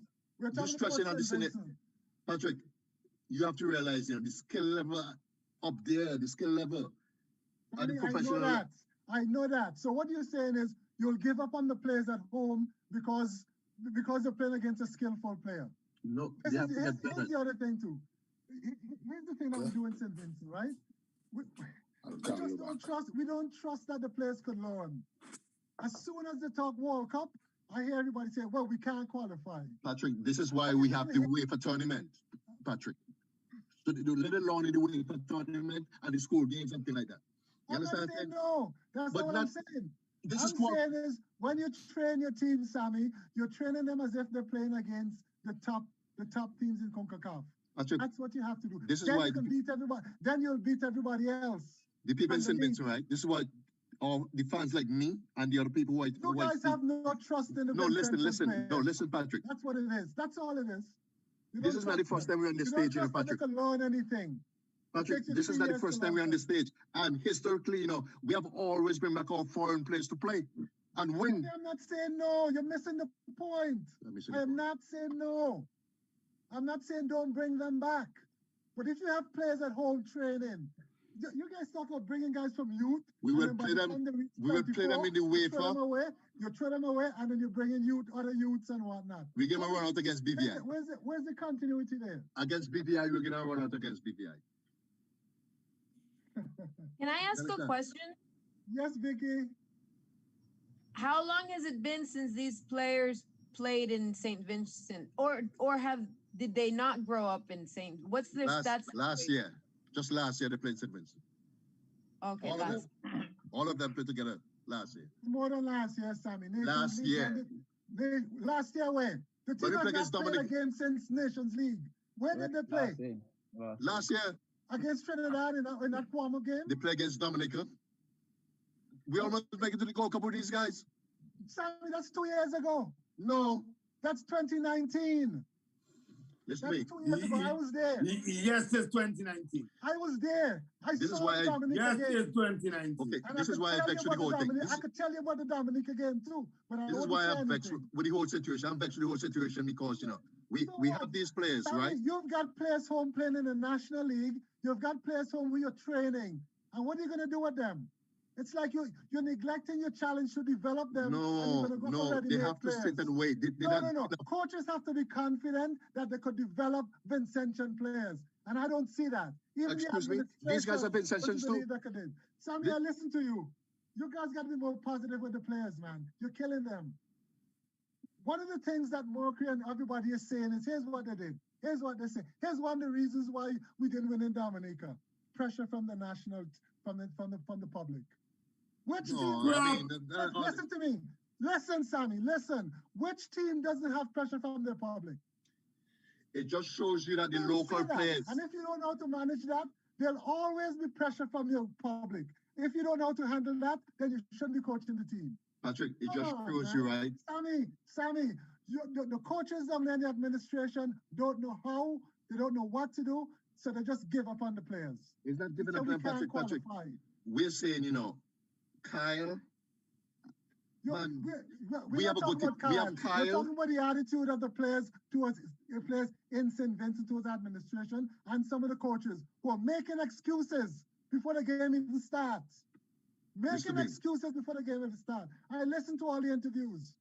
We have Kyle, Give we up have on Oleg. Dominica before the game even starts. They're talking about losing to Dominica. Forget about that. Forget about Come that. on, man. We're speaking about the current team now, Patrick. This is the current team now. We have Kyle. It's the same attitude. It's the same attitude they have. No. The current team. I We know have the current team. Listen to me now. We have Kyle, we have Olex, and we have Connie. Plus Naz. I mean, come on, man. And you want to suspend Naz? Really? Come on, man. I mean, could you imagine more quicker with that team? Suspend anybody, you know. Huh? You're missing the point. I'm saying if you got, they've been around for a while. How do you create new players? How do you teach players? You have to teach the boys at home. You have a nucleus at home. Teach them and in you integrate accordingly. the school games. In the school games. That's why you teach them in the school games. You understand? They not, Patrick, you don't understand, you know, those guys, these little young boys, when they go on the 25th, they're afraid to touch the ball. Sammy, it's coaching. It's coaching have to go. And it's also giving them money so that the team could get some games in real situations. It's not going to happen now, Patrick. It's not going to happen. Who are they going to play against? It's not going to happen now. Even before COVID, it wasn't happening. We could hardly get the full team to practice. You understand? But there's a reason for that. Do you know why? Do you know why? You hear the coach's point. Have you heard the players' perspective on that? Have you heard the players' perspective on that? Patrick, I know what's going on. I know what's going on. You think you know? But I could tell you a few things that you don't know. Oh, really? You think you know? Yeah. Patrick, I'm saying, right, with our national team, right? Yeah. With our national team, the young players who played last year and year before, right? They earned the right to play in this tournament. It's no team for whatever we want to raise standards and stuff. We never had standards. Never have standards. And now the World Cup time, you want to have standards? Huh? Our standards are, okay, we have never have written standards in football and St. Right? Hold on, Sammy. Shane wants to get in. Go ahead, Shane. Yeah, Sammy, you made a few statements there, right? And you speak out of absolute terms. And the most recent one, you said that the national team does not have standards, right? I'm sure there's written bylaws. The problem is before, maybe the coaches did not adhere to them, or they picked the best team regardless of discipline, attendance, whatever, because of limited resources, right? So maybe Mercury is using this to stamp his authority and go with his team and go with the courage of his conviction. So from listening to him and listening to everything he said, it sounds as if he's going with his team, who's going to follow his philosophy, abide by his rules, and he thinks that's going to give him the best chance to win. Now, I'm hearing you saying a lot of things about what's wrong, what needs to be fixed. Play the best players. We know Connie, we know Olex, we know Kyle. We know their quality, we know they're in a setup, they're constantly practicing. So their level generally be higher than the local players. But what are your solutions to navigate those problems? Because it's all well good at saying, okay, he didn't do this, there's no bylaws, whatever, but how are we going to raise our standard if we don't enforce those rules? Now, there's a lot of controversy around the team being picked. He gives justifications. Some things you agree with, some things you might not. One of them he mentioned was there's a gentleman who plays for Hope who's a male nurse. And his justification was that because it's COVID time, he's not sure he'll get sufficient time off of work. I don't know if he's a minister of health or how he want to get time off or how he came to that conclusion. But that one was strange to me, right?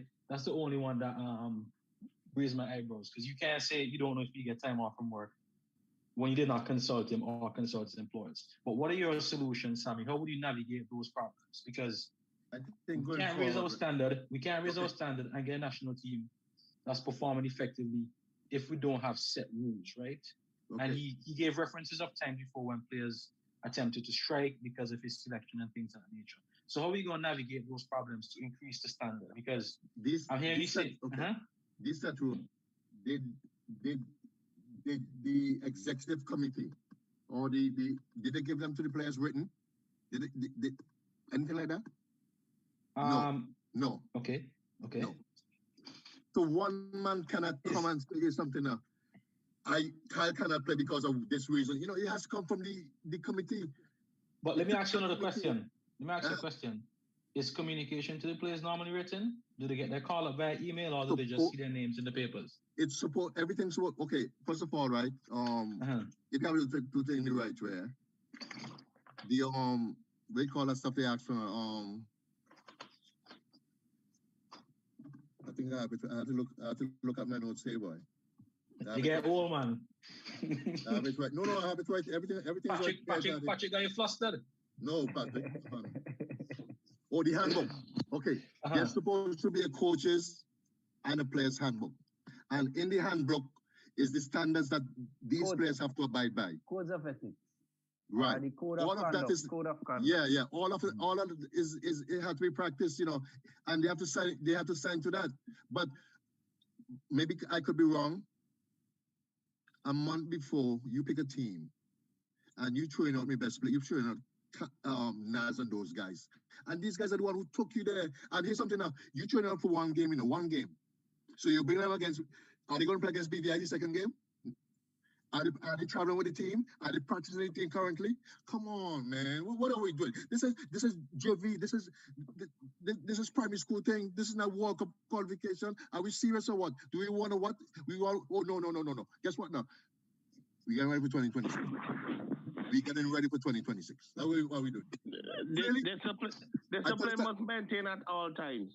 If you set rules, you cannot break the rules by any players. You understand? But where's it written, though? Where's it written? You have to write. Because he is your best player. He could do anything he feel like and get away. That's what you're saying. No, I'm not saying that. Okay. So if you put on rules, once you're a national player, you cannot go and play for any other Bush League team. And you decide, boy, my best player that can't do without me and go and play. What do you think you should do with you? Let me discipline you. Let me ask a question. You're in my position, right? We had camp. My 3 best players, I catch them smoking in the room. They're smoking weed in the room. 3 days before we play the game. Is a police officer talking to him? What am I going to do? Discipline them. Is a police officer talking to him? Discipline them. Listen to me. If 3 players, 3 best players, right, did something that you have to discipline them, you got to show the team that you're the coach. The team, and anybody do anything wrong, you got to discipline them. The team, it's me alone. No, I went into the room, they're smoking weed. The 4 of us are smoking weed. You understand? I need them to play the game on Sunday. They smoke weed on Friday. I need them to play the Sunday. And I'm going to leave them out. Okay. Well, as far as I can see, you coaching just win.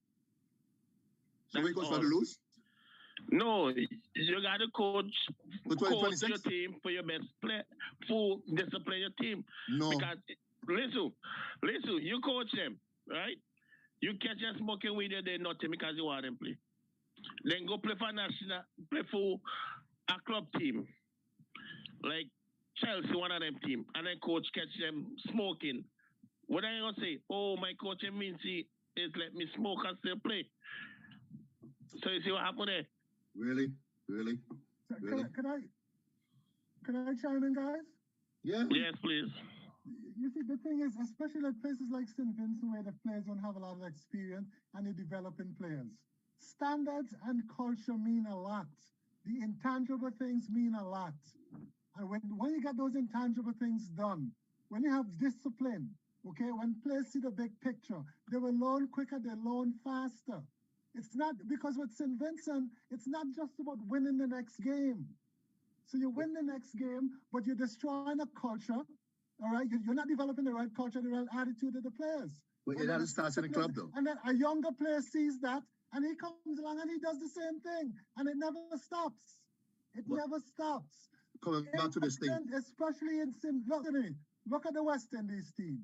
All them top boys that want to go Middle East and play, and the other fellas decide, since the big guns gone Middle East, we're not going to win. So I ain't going either. West Indies sends a second string team, fellas who wanted to play for West Indies. And look what they did. The game is mental, man. And in terms of, so let me finish. What's more important for Vincentian players? right, is the right mentality and the right attitude. That will make up for a hell of a lot. This is why we have to go to professionals. Players, you're destroying the psyche and the confidence of the young players at home that you just walked with. Walk with them. I tell you guys something now. I applaud Mockery for using discipline. I tell you guys something now. If we lose those games, practice, you don't play. But if we lose the players at home a chance, and don't just, you have to know how to integrate the young players. If we lose those 2 games next month, we know that. And it's no, listen to me now. It's more than just those 2 games. If we lose those 2 games next month, it's better we go to Grimy and them, with Grimy and Kaka and them, and start for 2020. Okay, let me say something. But Sammy, this is 2026. You can't wait till 2026 to develop the right culture and the right attitude. It starts now. It starts now, Sammy. It starts now, bro. So you lose the games. Listen to me. Let's say you lose the games and you lose most of the homegrown players, but they learn something. Learn what? And they get there, and everybody knows you don't come play, there's standards to live up to. Right? Could you hear me? Patrick, we have a better chance with the professionals, Patrick. I'm telling you. Sammy, that's not what I'm saying, you know. I think you're missing the point. I'm not missing any point. You have your homegrown nucleus players, you have to build them up too. We're going up in the UEFA tournament and the school games. Let the senior players, they're mature enough, they're smart enough to know that they have to come in and they could work their way onto the squad. They could be substituted in, they could be integrated in, maybe it's a second half. They're learning while they're on the bench and they're learning the new players. They're seeing what they're doing, Sammy. You gotta think about the players and the developing players for the future. Patrick, do you understand that we might not? Patrick, do you understand that we might not get a practice game before this tournament? It doesn't matter. It's the right attitude. Unless we play Jabez on hope and we might lose those games. All the more reason why you stick with the players whom you've been training with. Oh. Okay, so they don't get a game, but you've been working with them on the basics, Sammy. You've been working with them on the basics. Patrick, I'm not saying that. They understand what they have to do.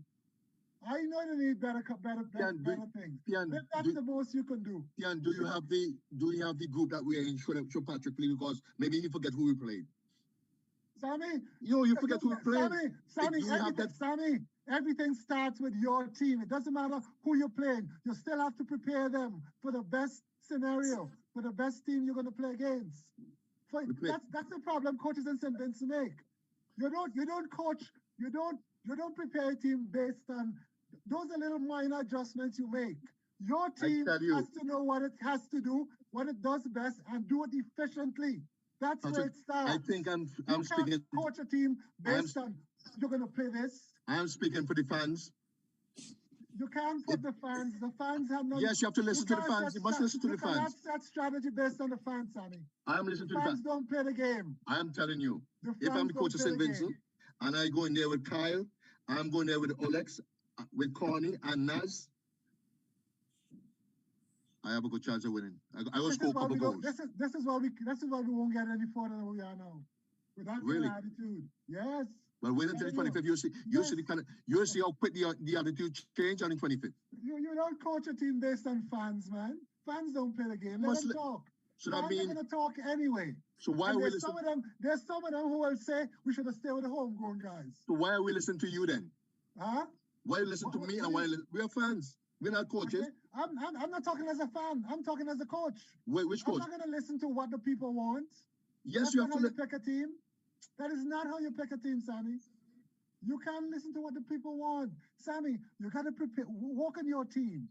Your first priority is your team doing what it does best and utilizing the players you have. Patrick, these guys are part of the team. Yes. They're part of the team too. Yes, Sammy. Kyle is part of the team. Naz is part of the team. But they're not there. They're not there right now, Sammy. And why they're not there? He's working on players who are there now. That's too late. Too late. Come on now. I think Kyle is here now.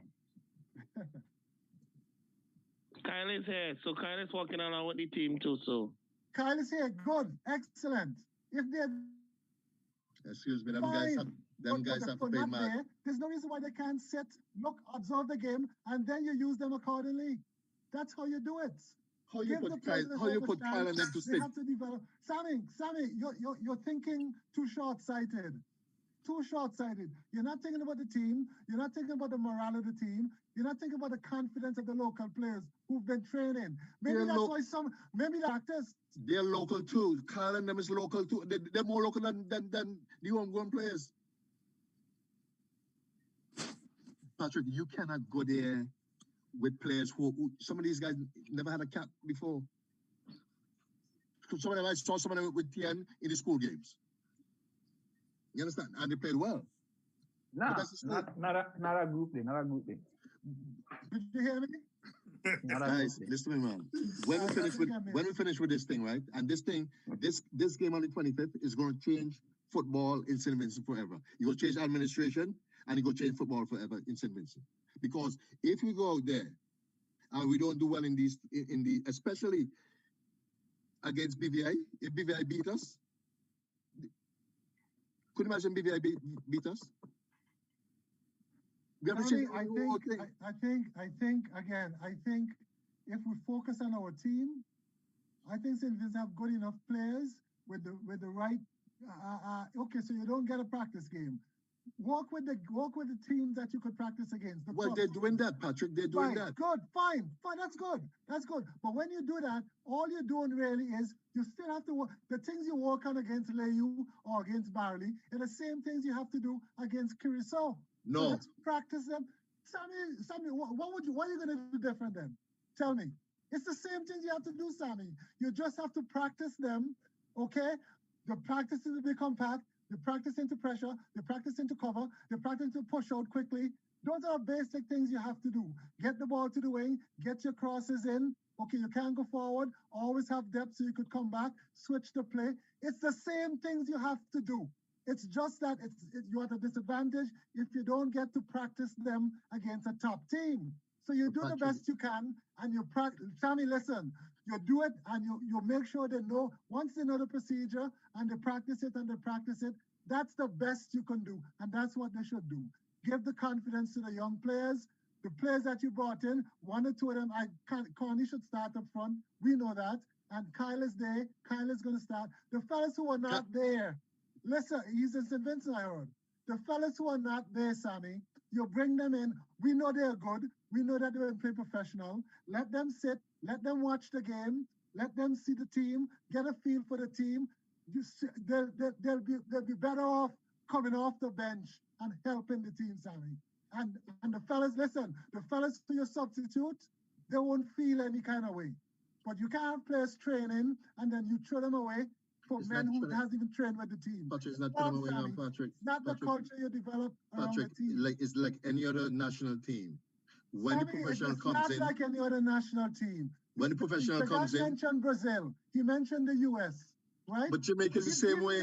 Think it's have 4 players overseas. They have to play. Okay, look at Grenada. They have a time together and they play together and they already know each other. And the US don't put a team together unless those guys spent at least a week in Bradenton together. But look at Grenada. That team they played against Trinidad. Grenada, they won Bradenton a week before. Grenada players is all foreign players. Grenada, next to us, all foreign players. What are you talking about, Patrick? You're too concerned with everybody else. Concern yourself with St. Vincent and what we're working with.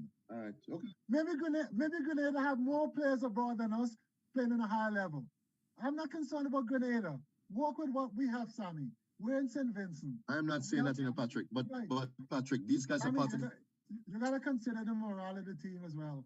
And you gotta, maybe that's why those guys don't come to practice. Because they feel no matter how much they practice, they ain't gonna because they're not professionals. If they were professionals, they're not professional. If they were professionals, if you pay them. Don't know this thing about professionals. Sammy, train the team. Train your team. How you gonna train them and they come and practice, Patrick? You're a coach. You should have the confidence to be able to train team. It's not that the guys don't know what they're doing. They know what they're doing. They know what they have to do. They could have qualified for the Gold Cup. Yes. You're not giving them credit at all, Sammy. But Patrick, give the guys credit. No, you're wrong. Patrick, those foreign players are the ones who got them there. Those 8 players that I mentioned, they're the one who got them there. Huh? They're the one who got St. Vincent there. Those 8 players. And I'm saying they had to play. Sammy, are you telling me some stupidness? Did they get St. Vincent to the Gold Cup? Yes. To the Gold Cup? To the Gold Cup? Almost. Almost is not getting there, Sammy. It's not finished yet, you know. They play in June? Sammy, Hello? come on, man. Sammy, we talk about the overall attitude that you have to bring to the team. Patrick, I tell you something, you know, I hate to play as you're the coach. I'll just walk out and go home. Trust me. Okay, well, that's all right. That's okay. That's okay. But if you want, listen to me. If you are a Vincentian player, you'd love to have me as your coach because you'll get a chance. When you come in and you work hard, you will get a chance to play. I ain't going to throw you away. I ain't going to throw you away for somebody who Patrick, I know is better than you. That time will come, Patrick. Huh? That time will... When, Sammy? Tell me. When you constantly bring in players. When is it? Not only that, timing is important. You have to give them the chance when they're ready, when they're there. Otherwise, sometimes, Sammy, you could break their spirits and they never come back. Do you realize that? Yes. Okay then. Well, we have somebody who take the place then. They don't belong there in the first place. And then if the attitude isn't team, you treat them the same way, and that happens again. It has to be an attitude, Sammy. You have to develop the right culture around the team, right? And look, this foreign players will understand. I don't think all of them expect to come in and just walk on the team. I really don't think so. Patrick, let me tell you something now. Listen, okay, you start Connie and Kyle, whoever. The other fellas, if you go as a coach and you talk to them and say, look, we were training. This is how we're going to do it with you. And you tell them the story. Fellas will respect that. And that's what you have to encourage in your team. These guys been training. We know what you can do. In the right time, you'll be in there. In the meantime, sit. See how things going. Maybe you could give me some advice because you have the experience. Make them feel like they're part of the staff. And then all right, gentlemen. Okay, we'll continue this next week. So just to remind us, we are still a bunch of privileged people because, as was said earlier tonight by Della, St. Lucia doesn't look as if they're gonna be participating in the India game. So we seem to be in a better place. A lot of questions and answers. Hopefully we could solve all the issues. Thanks again, everybody, for coming out. And hopefully we can have the same discussion next week. I can't even hear Sammy. Sammy's stressing right now. Patrick, I'll talk to you, Sammy. Sammy, you know me all my life. Talk to me. I wait until the 25th. Yo, we take this thing very seriously, you know. We take this thing very seriously. I know, man. Gentlemen and ladies, have a blessed week. See you guys next week. Take care, guys. All right. Take care, guys. Have a good night, everyone. Good night. Good night, everyone. Good night. All right.